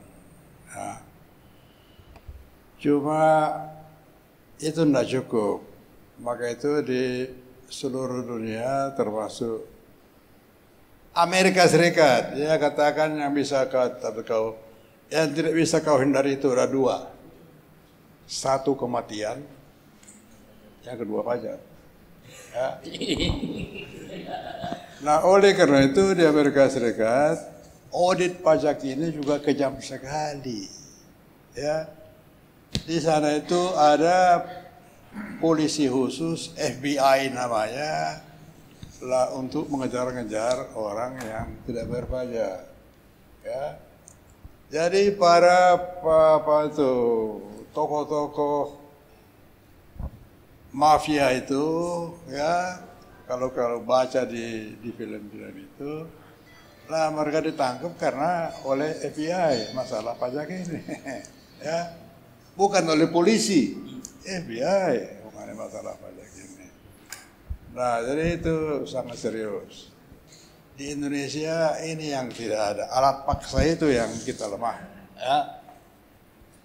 Nah, kita ini cuma sekedar ceramah, sekedar sosialisasi, sejelas majelis taklim, sekedar khutbah, ya. Tapi ada pernah kita kita menjalankan hukum itu. Lah, agama itu juga kejam sekali. Islam ini kejam banget kok. Kejam. Kalau kau mencuri, tanganmu dipotong. Kalau kamu dipantung, ya. Bukan sekedar kau diampunin kayak sekarang ini, ya. Bukan itu. Maka itu ketua P3, Menteri Agama pun korupsi. Ya. Nah, itu tidak benar, itu harus dipanjung itu. Sesuai dengan ajaran agama itu. Ajaran agama loh. Ya. Ya. Nah, itu yang harus dilakukan. Terima kasih Prof. Anwar. Teman-teman, ada 2 narasumber lagi. Saya minta untuk Mas Firdaus Ilyas untuk menanggapi dari apa yang dipaparkan Prof. Anwar dan juga tadi Mas Bawono, terutama terkait potensi skandal keuangan dari penerapan tax amnesty, karena dicatat bahwa ada potensi sebesar 11.450 triliun yang jika tadi 30% yang kata Mas Bawono atau Pak Muhammad tadi itu kalau kita pakai wajib pajak yang ada PPh sekarang itu bisa dikumpul 3.435 triliun. Tetapi dengan kalau kita dengan tax amnesty ini tadi target di APBNP hanya dipatok 165 triliun. Nah, ini antara 165 triliun ke 3.400 sampai 3.000 itu hampir berapa kali lipatnya. Apakah ini dana yang katakannya diparkir di luar sampai lebih dari 10.000 triliun ini, 11.000 triliun ini kan sangat potensial untuk jadikan lahan untuk bancaan bersama. Nah, ini kita menduga bahwa tax amnesty ini merupakan pemufakatan dari para ini ya, di luar tujuan mulianya mungkin yang tadi dipaparkan dari Mas Bawono, diduga pemufakatan para pengusaha, politisi, pejabat yang memang berniat curi start dari diberlakukannya era keterbukaan finansial yang tinggal 7 bulan lagi. Silakan Mas Firdaus, monggo. Iya, terima kasih Mas Ari. Setelah sekian tahun kita ketemu lagi dan di bulan baik pula, mudah-mudahan ini di bulan yang baik. Bulan aslinya juga baik. Amin. Assalamualaikum warahmatullahi wabarakatuh. Selamat sore, salam sejahtera untuk kita semua. Saya berharap sebentar lagi maghrib, ternyata masih 1 jam lagi begitu ya. Ya, ini sambil menunggu kurang lebih 40-50 menit sebelum berbuka puasa, saya akan coba tanggapi beberapa isu yang sedikit saya paham lah. Meneruskan dari apa yang disampaikan oleh Profesor Anwar, kemudian juga Mas Aji tadi dari Darussalam Tax Center gitu ya. Kalau kita lihat perkembangan ide tax amnesty ini kan dari tahun 2015 ya. Ketika itu sebenarnya juga agak di luar pertanyaan kita. Kira-kira ide ini muncul apakah dari DJP atau dari di luar DJP? Saya katakan idenya di luar DJP. Kalau kita bicara Renstra atau roadmap DJP ya, kita ingat misalnya 2015 itu adalah tahun penjuluhan, kemudian 2016 penegakan hukum gitu ya. 2017 kita bicara EOI gitu, Exchange of Information gitu. Tapi kemudian muncul ide untuk menerapkan tax amnesty, dan Kalau kita bandingkan sekarang dengan draft RUU yang berkembang di DPR dan pemerintah dengan dulu di ide awal draft rancangan tax amnesty versi DJP atau pemerintah sudah jauh berbeda begitu ya. Jadi bahkan diantaranya kan ada RUU rekonsiliasi nasional gitu. Saya ambil contoh yang agak berbeda, misalnya begini. Tadi kita bicara dalam konteks fiskal ya, kita bicara kebutuhan misalnya menambal anggaran, kemudian ada insentif repatriasi begitu ya, kemudian diberikan skema tarif yang lebih rendah misalnya. Seingat saya dulu itu tarifnya 10% gitu ya. Jadi untuk 10 sampai 15% begitu. Kemudian ketika muncul pertama kali draft RUU tax amnesty gitu, itu malah jadi 1 sampai 3% untuk repatriasi gitu. Kemudian 2,46% untuk misalnya yang non repatriasi. Pertanyaan strategisnya tentu satu misalnya, kalau dalam short term misalnya, dalam konteks misalnya menambal celah fiskal, apakah memang ini effort terakhir yang bisa dilakukan oleh pemerintah atau masih ada effort lain untuk menambal penerimaan defisit neraca berjalan misalnya? 2015 kita sudah disibukkan dengan menghilangkan kenikmatan publik dengan mencabut subsidi, terutama untuk subsidi BBM dan listrik misalnya. Hampir 300 triliun pemerintah dapat tambalan gitu ya untuk APBN gitu ya. Kemudian 2016 lagi ternyata asumsi makroekonomi, pertumbuhan dan segala macam meleset gitu ya. Kemudian dilakukan pengetatan dan juga dikejar dengan tax amnesty. Catatan lagi kalau kita bicara angka misalnya, kalau kita baca hasil audit laporan keuangan pemerintah pusat LKPP 2015 audited misalnya, saya melihat tadi pertanyaannya, apakah ini effort terakhir yang bisa dilakukan oleh pemerintah gitu ya, dengan tanda kutip tidak berkeringat begitu. Nah, kalau kita baca laporan keuangan pemerintah pusat misalnya, paling tidak kita punya piutang pajak hak negara pada pihak ketiga dan itu sudah berbasis hukum misalnya, itu totalnya kurang lebih ada 351 triliun. Begitu piutang pajak dan bukan pajak gitu ya. Piutang pajak itu pada DJP dan Bea Cukai gitu nilainya hampir 90 triliunan, kemudian non pajak itu pada kementerian dan lembaga itu nilainya kurang lebih 264 triliun. Jadi ada 351 triliun. Belum lagi piutang yang tidak kelar-kelar dari era Presiden Megawati sampai sekarang, BLBI dan juga aset ex-BPPN. Itu nilainya outstandingnya kurang lebih hampir 87,3 triliun. Ini dalam laporan audit terakhir Desember 2015 gitu. Artinya apa? Kenapa sih gitu ya? Kalau kita memang membutuhkan dalam konteks jangka pendek misalnya, kita butuh uang besar, kita tidak bisa mengoptimalkan apa yang sudah di depan mata kita dan legal secara hukum. Yang kita butuhkan adalah effort, menagih, meminta, mendata. Kemudian kalau perlu melakukan penegakan hukum, begitu ya. Karena kalau kita coba identifikasi misalnya piutang ini baik piutang pajak ataupun piutang bukan pajak, notabene adalah orang-orang atau perusahaan atau entiti yang jelas di depan mata. Perusahaan yang besar, bonafit begitu ya, warawiri di dalam infotainment atau media publik misalnya. Tinggal berani atau tidak misalnya. Saya ambil contoh misalnya begini.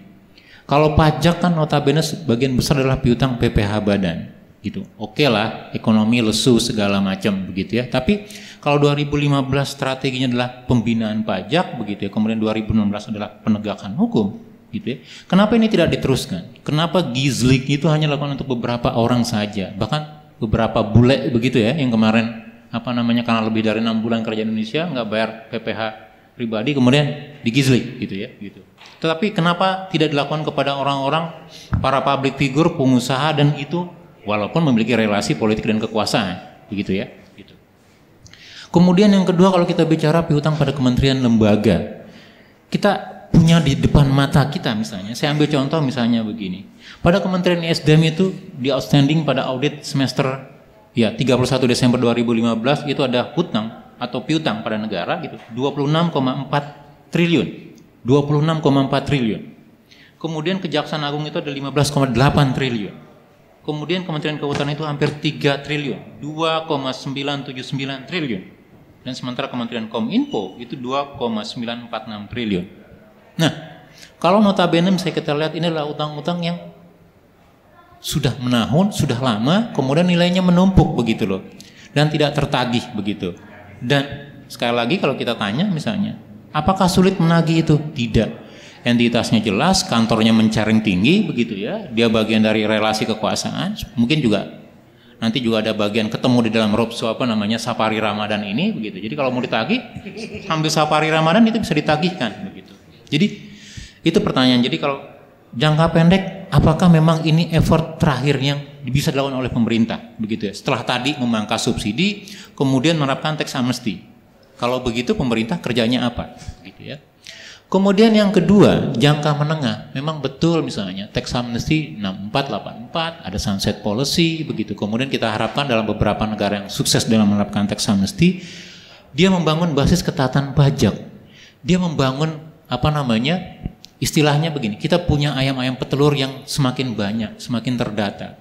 Tapi pertanyaannya, untuk konteks Indonesia, apa yang dikatakan tadi oleh Mas Aji, kemudian juga Pak Anwar misalnya, apakah kita sudah punya cukup prakondisi untuk itu apa belum? Atau jangan-jangan kita asumsikan akan datang misalnya kurang lebih 3.000 ayam petelur, 3.000 triliun gitu ya, kemudian dihapuskan, diputihkan dengan tax amnesty, tapi karena kandangnya bolong, isinya musang begitu ya, setahun kemudian kabur. Tadi sudah dicukil sebagian, reformasi pengelolaan perpajakan, kemandirian perpajakan, gitu ya. Kemudian perbaikan regulasi perpajakan, KUP, PPH, PPN, kemudian membuat payung hukum yang tidak lagi memunculkan loophole atau celah antara yang spesialis dengan generalis misalnya. Mas Haji pasti sangat paham. Kalau kita baca temuan-temuan audit BPK atau pemeriksaan BPKP atau SPT misalnya, atau banding pajak lah di pengadilan pajak, apa yang membuat kita kalah misalnya? Fiskus DJP mengatakan lu mesti bayar sekian karena lu kena skema transfer pricing segala macam. Pengusaha batu barang bilang tidak, ini ada ininya, kami punya aturan sendiri. Kontrak karya batu bara ini begini begitu. Baru saja terakhir misalnya audit BPK mengatakan dari sampling sebagian kontrak K3S untuk production sharing kontrak, kita kehilangan penerimaan itu bagi hasil hampir 1 triliun. Ini sampling sebagian loh Pak, begitu ya, dari hampir 80 K3S yang produktif, yang berproduksi gitu ya. Itu hampir 1 triliun. Kenapa terjadi? Itu tadi, kita punya skema penghindaran pajak berganda gitu ya, terutama untuk dividen yang 20% gitu. Nah, tetapi karena kita di dalam prinsip kontrak kerja sama migasnya adalah bagi hasil, kalau misalnya dividennya berkurang misalnya di 10% begitu ya, maka bagi hasilnya splitnya itu harus ditingkatkan. Pak Anwar Nasution kalau dia masih ingat misalnya, dari Anwar itu mengatakan misalnya, kalau gitu skema bagi hasilnya direvisi agar menjamin misalnya 85-15 terjadi atau 80-20, 70-30 tetap berjalan misalnya. Tetapi tidak. Kementerian SDM, SKK Migas, BP Migas tidak melakukan itu. Itu kalau kita bicara misalnya jangka pendek. Atau yang paling gampang lah, kehutanan misalnya. Dari tahun 90 2000-an awal sampai sekarang 2016 misalnya, harga patokan kayu itu masih 360.000 per meter kubik. Dari zaman tahun kuda sampai sekarang, dari zaman Jokowi masih mukul-mukul kayu jualan mebel, sampai dia jadi presiden, gitu ya. Kewajiban PNBP kehutanan itu tidak berubah harga patokannya. 360.000 kalau kita rata-ratakan untuk rimba campuran. Padahal dia jual sudah hampir 2 juta, 1,5 juta. Cukup dengan surat edaran Dirjen. Dulu Dirjen Perdagangan, sekarang Kementerian Kehutanan. Begitu. Nah, jadi kalau dikatakan dalam konteks kepentingan jangka menengah kita akan membangun basis ketaatan pajak, membangun data pajak, kemudian kita akan mendapatkan telur-telurnya. Pertanyaan saya, kita sudah punya belum prakondisinya? Tidak. Pemerintah dan DPR, Komisi Keuangan, Komisi 11 misalnya, tidak mengatakan misalnya, oh ya kita akan membahas tax amnesty karena kita juga sudah mempersiapkan prakondisi ini, gitu. Jadi pertanyaan saya misalnya, dengan kondisi tersebut tidak adanya basis regulasi yang baik, kelembagaan dan juga misalnya pengawasan, bisa jadi tax amnesty ini ajang kita seperti, maaf gitu ya, ke toilet, kemudian kita mencet flush. Kita hanya buang hajat sesaat saja. Gitu. Itu yang kedua. Kemudian yang ketiga, kalau kita bicara potensi sebenarnya di luar yang tadi yang sudah di depan mata gitu ya. Tadi juga dikatakan misalnya, oh iya, 2017 kita akan berlaku IOI. Kita mengikuti skema mengadopsi misalnya meratifikasi kesepakatan OECD begitu ya, gitu dalam perpajakan. Kemudian ada pertukaran data antar bank gitu ya. Bagaimana kita bisa mengoptimalkan? Saya ambil contoh begini. Kalau bapak-bapak membaca publikasi lembaga penjamin simpanan, gitu LPS atau publikasinya BI atau OJK misalnya, pertanyaan saya sederhana. Tadi sudah disinggung ya, bahwa basis pajak kita itu ditopang oleh PPH Badan PPN. gitu ya. Di negara yang maju misalnya, basis pajak itu ditopang oleh PPh pribadi. 21, 25, 29 pribadi misalnya. Saya ambil contoh misalnya begini. Tadi Mas Haji katakan misalnya, untuk pasal 25, 29 PPh pribadi ya, artinya di luar yang dipungut oleh pemberi kerja misalnya. Realisasi penerimaan pajak kita gitu ya, itu pada tahun 2014 itu hanya 4,7 triliun, 2015 8,258 triliun. Sementara kalau kita baca misalnya data simpanan dana pihak ketiga pada perbankan misalnya per akhir tahun, per Desember begitu ya. Saya ambil contoh dari 2013 sampai 2015. 2013 pertumbuhan nilai simpanan di atas 500 juta itu nilainya kurang lebih 269 triliun. 2014 itu 420 triliun, 2015 itu 192 triliun. Ini yang di atas 500 juta ya, artinya lapis terakhir dalam PPh pribadi, begitu 30%. Nah, kalau kita ambil contoh misalnya, selama 2013 sampai 2015 itu kurang lebih gitu ya, nilai pertambahan dari nilai di atas 500 juta itu 883 triliun. Nah, 883 triliun kalau kita kenakan tarif 30%, karena di atas 500 juta gitu ya, itu di atas 30% ya Mas Haji ya. Nah, kita akan dapatkan 247 triliun. Sementara realisasi kita gitu ya dari 2013 sampai 2015 hanya 17,345 triliun. Artinya apa? Ada potensi 247 triliun. Nah, pertanyaannya kenapa ini tidak terjadi? Pak Anwar Nasution ketika masih menjadi kepala BPK meminta salah satunya BPK itu diberikan akses untuk bisa mengaudit pajak. Tidak hanya sekedar laporan perpajakan, tapi juga database pajak. Sampai di MK dan kemudian dikalahkan. Nah, karma ini nampaknya juga terjadi pada DJP. DJP juga minta akses kepada BI, sekarang OJK, untuk bisa mengakses data perbankan. Tidak toh hanya transaksi kredit, akses kredit itu kecil, tapi uang yang berputar di rekening, di tabungan, itu sangat besar. Tapi sama perbankan, sama BI, sama OJK tidak dikasih. Nah, pertanyaannya sederhana. Kalau memang kita mau misalnya menggali potensi di depan mata, tidak perlu bicara offshore, perusahaan cangkang, segala macam, Panama Papers, Swiss Paper. Yang ada dalam negeri saja potensinya besar. Syaratnya apa? Berilah kewenangan akses kepada Dirjen Pajak, gitu ya, DJP, berilah otoritas lebih, dia bisa juga mengakses data simpanan di bank. Loh, kalau selama ini data simpanan kita, bank data kita hanya misalnya perusahaan leasing saja misalnya. Loh, saya tidak ikut apa-apa, tahu ditelepon, Pak ini nih, kami menawarkan ini. Loh, Anda tahu dari mana? Data kita sudah bocor kemana-mana misalnya. Untuk pajak, kenapa tidak? Ubahlah undang-undang perbankan, kerahasiaan perbankan. Mau tidak pemerintah? Itu satu soal. Jadi untuk jangka menengah kalau kita bicara potensi, ini yang tidak terjadi. Nah, kemudian kita bicara yang ketiga, penegakan hukum. Tadi dikatakan misalnya, apakah 3 menit lagi Mas. 3 menit lagi ya Mas Arya. Apakah tadi 11.000 triliun masuk misalnya, kalau PPh badan dapat 3.000 triliun, kemudian dapat tax amnesty dengan tarif misalnya 2-4% misalnya. Ini 2-4% ya, hanya 165 triliun misalnya. Gitu. Pertanyaannya sederhana saya katakan. Teman-teman paham nggak kenapa misalnya tarif itu dibuat berjenjang? Dibuat 3 kuartal. Jadi kuartal pertama itu 1% yang pertama ya, kemudian 2% dan 4%. Atau sekarang skemanya tinggal 2 kuartal kan? Pertanyaan saya begini, apa yang membedakan tarif antara 2% sama 4%? Mungkin kecil. Tapi kalau saya punya aset 1 triliun misalnya, 2% dan 4% itu sangat signifikan. Pertanyaannya kenapa dibuat loophole, ada pilihan 3 bulan pertama, 3 bulan kedua? Kami katakan, kalau tidak ingin menimbulkan loophole baru, Moral Hazard buat single tarif. Iya kan? Kalau saya katakan misalnya ada 2%, 4%, saya katakan, saya masukin aja suratnya di bulan pertama. Kemudian baru nanti saya lunasi. Karena kan basisnya apa? Surat. Sekali lagi, ini juga masalah penegak hukum dan segala macam. Nah, penegakan hukum lagi kalau kita bicara misalnya gini, kita bicara LHKPN lah. Siapa sih yang tidak taat misalnya? Siapa yang punya rekening gendut?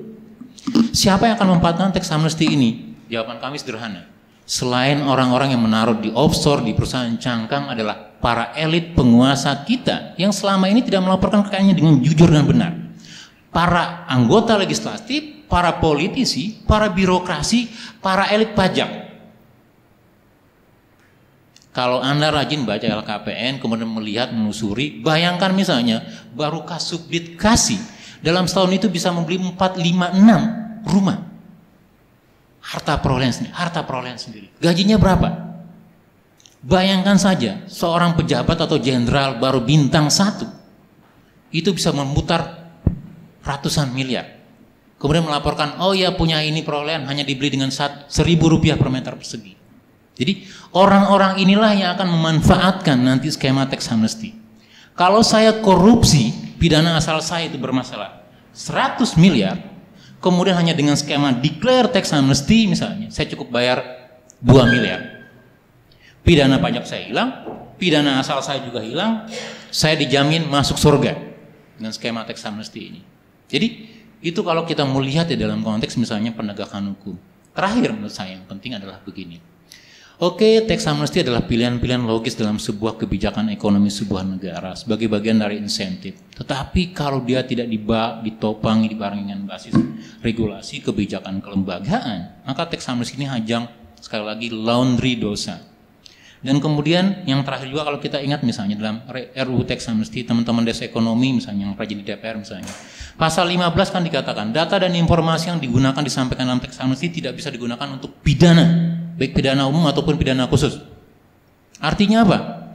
Kalau saya menyampaikan ada aset hasil garong, hasil money laundering, illegal logging, lingkungan, gitu segala macam, kemudian saya tuliskan, maka walaupun itu sudah disidik, bahkan mungkin dalam penuntutan aparat penegak hukum, tetapi ketika dia masuk dalam skema tax amnesty, maka data itu tidak bisa dijadikan sebagai alat bukti atau pidananya jatuh, pidananya gugur, kecuali ada bacaan lain begitu. Itu yang kami pahami begitu. Jadi sekali lagi tax amnesty ini tidak hanya soal misalnya 11.000 triliun yang dikatakan yang tidak jelas basis datanya dari mana yang akan mungkin masuk misalnya, tetapi yang kedua juga misalnya manfaatnya berapa sih begitu ya. Kemudian yang ketiga, dari mungkin puluhan triliun atau 165 triliun, apakah ini sebanding dengan rusaknya seluruh tatanan penegakan hukum, data ketatan, etika, bahkan dalam konteks pajak misalnya, keadilan perpajakan. Jadi sekali lagi, selama itu belum ada, itu belum siap, ya kami katakan berkali-kali dari 2015, kayaknya tax amnesty ini ajang bunuh diri gaya baru. Setelah kita ikhlas pajak subsidi dihilangkan, setelah ini dihilangkan, kemudian ada mekanisme baru. Jadi itu. Terima kasih, gitu aja. Ya, terima kasih Mas Ilyas. Terima kasih Mas Ilyas.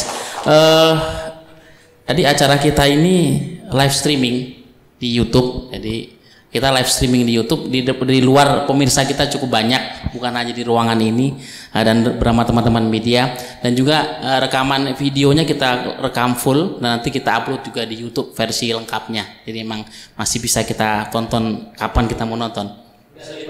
Oh, tidak diedit. Kalau diedit malah saya bilang kepada rekan tampilkan saja apa adanya. Oh, enggak, diskusi kita selalu begitu. Jadi itu sebagai pertanggungjawaban kita kepada publik. Oke, Mas Bung Rey, tolong dikembalikan tadi bahwa pernyataan Mas Firdaus menarik bahwa jangan sampai bukan persoalan pro kontra tax amnesty, tapi jangan sampai bagaimana tax amnesty jangan jadi ajang laundry dosa pajak atau dosa apa, dan jadi bunuh diri bersama setelah subsidi BBM tadi dipangkas. Hari ini pemerintah sedang kelimpungan soal anggaran. Jadi artikel yang di salah satu media menarik soal gagal fiskal. Jangan sampai terjadi fiskal shutdown. Tahun 2013 itu Amerika Serikat kan sampai pemotongan anggaran. Kita sudah terjadi pemotongan anggaran di dana kementerian di APBNP. Jangan sampai terjadi seperti di Brasil, impeachment terhadap. Nah, ini bagaimana aspek politiknya? Pemerintah ngotot untuk menambah anggaran, sedang diolah di DPR undang-undangnya. Bagaimana mapping politiknya, Bang Rey? Silakan, monggo. Assalamualaikum warahmatullahi wabarakatuh. Salam sejahtera, selamat sore kawan-kawan sekalian yang berbahagia. Menjelang berbuka puasa sebenarnya konsentrasi kita udah lebih ke azan maghrib ketimbang ke diskusi. Tolong dicari channel yang lebih cepat maghribnya di mana begitu. Ini sebetulnya menurut saya sudah hampir diskusi kita ini sudah seperti kita sore ini menjelang maghrib gitu. Karena tidak akan berapa lama kan sebenarnya ya 20 ini kan. Pokoknya ini kan kejarannya adalah Juli. Bagaimanapun undang-undang ini sudah harus ditetapkan gitu. Dan kalau dilihat dari situasinya, rasanya tidak ada penolakan yang serius terhadap rancangan undang-undang ini gitu ya. Setidaknya kalau saya lihat dari 3 komponen yang kita sebutlah sebagai semacam kelompok pengambil keputusan dalam terkait dengan undang-undang, tidak ada reaksi yang cukup besar terhadap rencana penetapan rancangan undang-undang teks amnesti ini gitu. Pertama, partai politik secara umum kelihatan sudah menerima rancangan undang-undang ini. Ada mungkin riak-riak, tetapi riak-riak itu mungkin lebih bukan pada prinsip menolak atau menerima, tetapi lebih pada upaya untuk mencari model atau metode yang secara teknis memungkinkan undang-undang ini bisa lebih efektif, kira-kira begitu. Jadi bukan pada persoalan menerima ataupun menolak ya.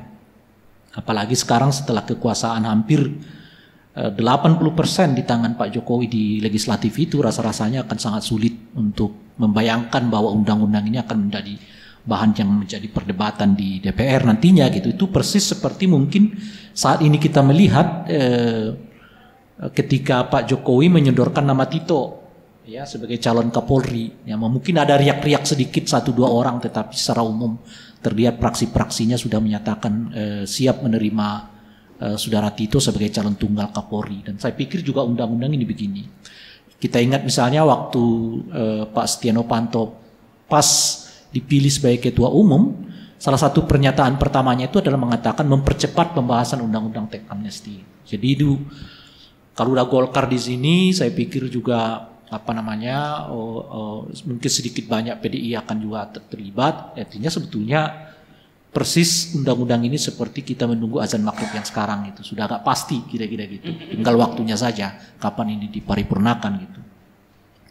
Nah yang kedua adalah kalau kita lihat juga dari kelompok bisnis juga rasa-rasa hampir semua sudah mengatakan setuju-setuju saja kalau teks amnesti itu diundang-undangkan gitu. Dari satu-satunya sekarang adalah kelompok-kelompok civil society, tapi itu nggak banyak juga kelompok-kelompok civil society yang menolak terhadap rencana teks amnesti ini. Bahkan boleh disebut mungkin lebih banyak mendukung atau setidaknya berdiam dirilah untuk menyatakan menolak terhadap teks amnesti ini. Jadi kondisinya sangat kondusif untuk menetapkan undang-undang ini nanti sebelum akhir Juni, kira-kira gitu. Nggak ada reaksi, tidak ada suasana yang kelihatan akan betul-betul membuat Pak Jokowi berpikir ulang apakah undang-undang ini akan tetap dilaksanakan atau tidak, atau ditetapkan atau tidak dan sebagainya gitu. Saya pikir kawan-kawan sekalian, salah satu keunggulan dari pemerintah dalam kerangka konsolidasi penetapan undang-undang teks amnesti ini, pertama tentu saja karena mereka punya konsolidasi yang jauh lebih cepat dibandingkan kelompok penolak, kira-kira gitu ya.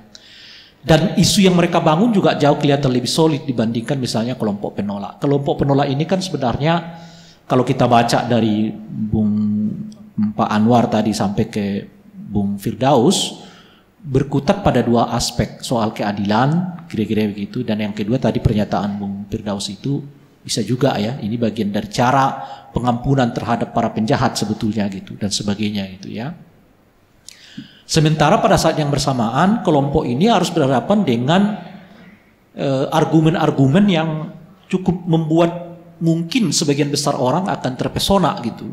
Pertama tentu saja argumen soal pertumbuhan ekonomi dengan pemasukan yang sekian ratus triliun tadi kan, itulah kira-kira. Nah yang kedua juga dengan sendirinya akan percepatan pembangunan yang disebutkan oleh Pak Jokowi, dan kita tahu betul ini kan sebetulnya juga dibarengi dengan fakta di mana tanpa dana ini sekalipun berbagai pembangunan sudah dilakukan oleh Pak Jokowi bersifat infrastruktur gitu ya. Nah yang ketiga, dan ini menurut saya juga yang menyihir secara psikologik publik kita gitu, nasionalisme. Ini terkait dengan wacana yang dikembangkan sedemikian rupa, kalau undang-undang teks amnesti ini diberlakukan, salah satu negara tetangga akan kolab lah kan, kira-kira gitu ya kan, dan sebagainya gitu, dan seterusnya itu. Jadi ada unsur kepentingan ada unsur ekonomi yang dibayangkan sedemikian rupa, tapi juga ada unsur nasionalisme yang dibangun dengan undang-undang teks amnesti ini. Agak lengkap, agak solid gitu. Dibanding misalnya kelompok penolak yang hanya semata-mata mengatakan ini hubungannya dengan rasa keadilan.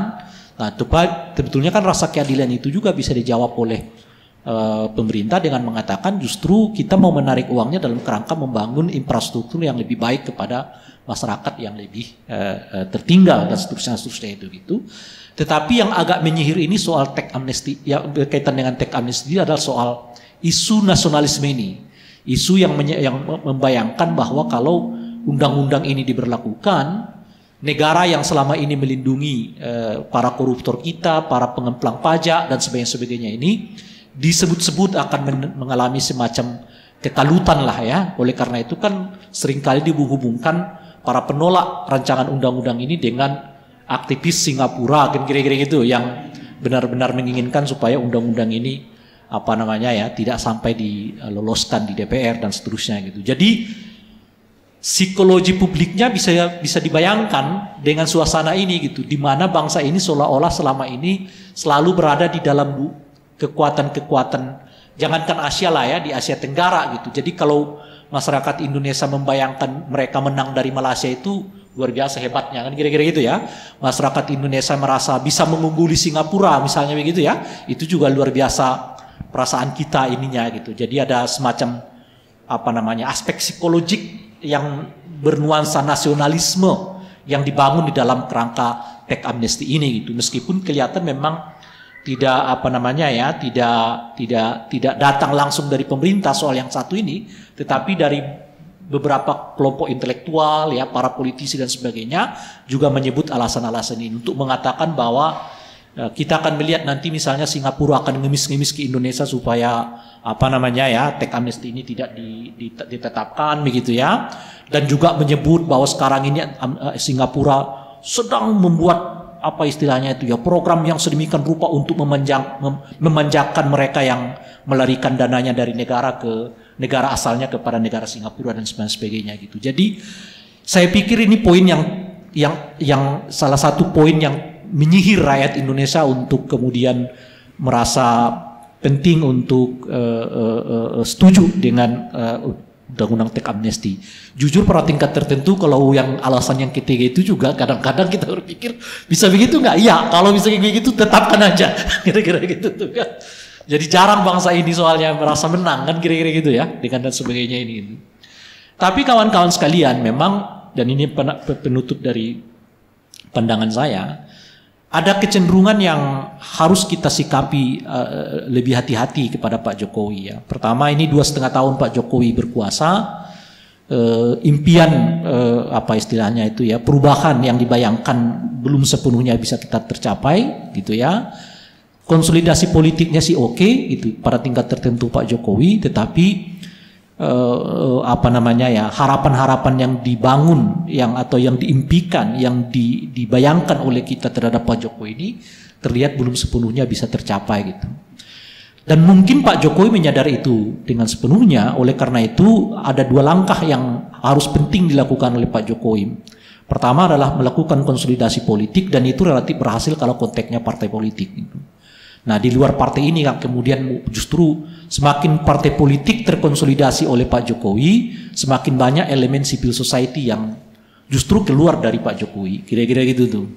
Nah, ini yang kelihatan tuh. Jadi di sektor di sektor politik formalnya Pak Jokowi mulai menguasainya dengan merapatnya Golkar, P3 dan sebagainya, PAN ya. Tetapi pada saat yang bersamaan sebetulnya kelompok elemen civil society-nya makin menjauh dari Pak Jokowi gitu.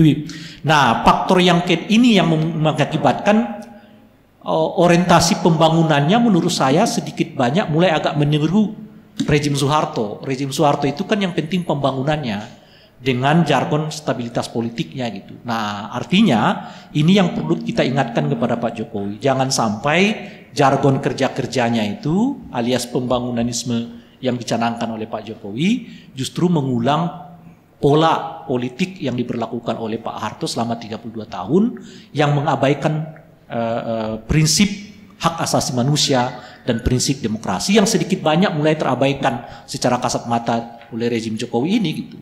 Misalnya soal makin menyebarnya sikap intoleransi yang seperti tidak ada sama sekali sikap pemerintah begitu ya.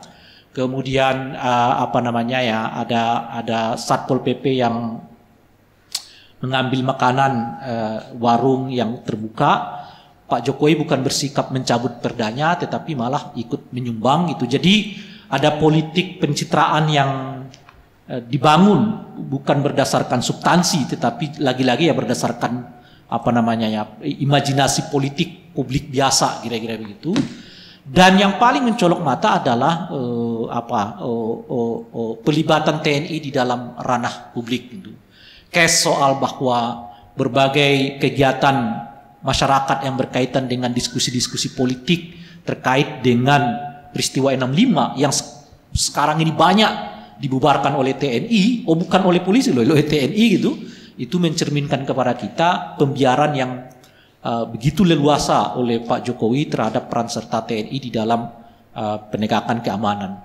Pertanyaannya adalah, kalau kemudian misalnya semua cita-cita ini ya, teks amnesti sudah diberlakukan, bla bla bla, tapi pada kenyataannya tidak seperti yang dibayangkan, saya khawatir Pak Jokowi akan mempergunakan semua instrumen kekuatan pengamanan ya dalam kerangka mempertahankan stabilitas politik yang dibayangkan oleh dia. Di situ yang saya sebutkan agak berbahaya terhadap demokrasi dan juga penegakan HAM kita yang terlihat makin menipis makin menurunlah di era Pak Jokowi ini. Saya tidak tahu dengan dipilihnya Tito oleh Pak Jokowi sebagai calon Kapolri, apakah pada saat yang bersamaan dia ingin memberi sinyal untuk mulai menata kembali ya kan kerja-kerja profesional polisi dengan kerja-kerja profesional TNI. Saya tidak tahu, kita akan lihat di masa mendatang. Terima kasih. Assalamualaikum warahmatullahi wabarakatuh.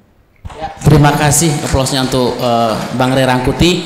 Jadi petunjuk dari Bung Ray Rangkuti jelas. Tadi kelompok CSO harus mulai menjauh dari Pak Jokowi gitu Mas Ilyas. Jadi kita diminta sekarang posisinya menjauh dan harus semakin kritis kepada pemerintah yang tadi disebut Bang Ray semakin bergaya Pak Harto dengan konsep kerja-kerja yang udah fundamentalisme. Jangan-jangan ya kita mencurigai ya, karena kalau kita mencintai beliau kita semakin kritis Bung Ray, betul. Kita sudah sampai pada penghujung acara, sebentar lagi udah 5.32. Saya harus menutup acara kita pada diskusi yang menarik ini. Terima kasih kepada rekan-rekan yang sudah bersedia tetap ada di sini. Yang pertama, saya katakan bahwa terkait teks amnesti, kami para sindikat mengambil kesimpulan bahwa persoalan teks amnesti adalah bukan persoalan pro dan kontra, tapi kita harus melampaui itu bahwa harus diletakkan dalam kerangka kepentingan nasional yang lebih besar untuk membangun reformasi sistem perpajakan dan membangun sistem undang-undang perpajakan yang satu berkeadilan dan dua berkepastian hukum. Sejauh itu bisa dilaksanakan, bisa dijamin oleh Presiden Jokowi, karena Presiden Jokowi apakah bisa menerapkan belusukan dalam penyusunan teks amnesti? Ketika pembangunan infrastruktur, pelabuhan, jalan, Presiden bisa melakukan belusukan untuk memastikan bahwa prosesnya berjalan sesuai dengan arahan dan tahapan. Apakah dalam teks amnesti bisa dipastikan bahwa tujuannya demi kemuliaan bangsa? Jadi ketika masih jadi pertanyaan besar, makanya kami mengajak mari kita bersama mengkritisi penetapan nanti RUU teks amnesti.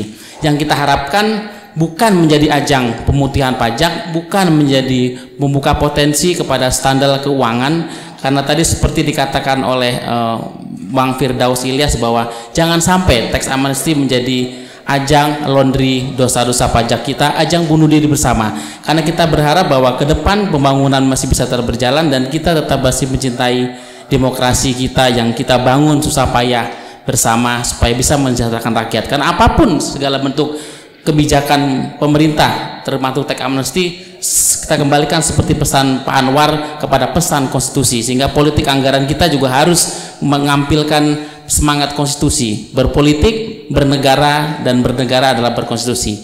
Terima kasih rekan-rekan semua, terima kasih kepada narasumber yang sudah hadir dari Prof. Anwar Nasution. Terima kasih untuk Mas Firdaus Ilyas sudah hadir di diskusi kita. Terima kasih kepada Mas Bawono Kristiaji, terima kasih Mas. dan Bung Ray Rangkuti, terima kasih. Terima kasih kepada tamu-tamu undangan, dan yang terutama terima kasih untuk rekan-rekan media yang sudah bersetia bersama kita. Terima kasih untuk kita semua, dan semoga kita semakin kritis terhadap pemerintah demi kebaikan Indonesia kita. Dan terima kasih. Wassalamualaikum warahmatullahi wabarakatuh. Merdeka. Terima kasih.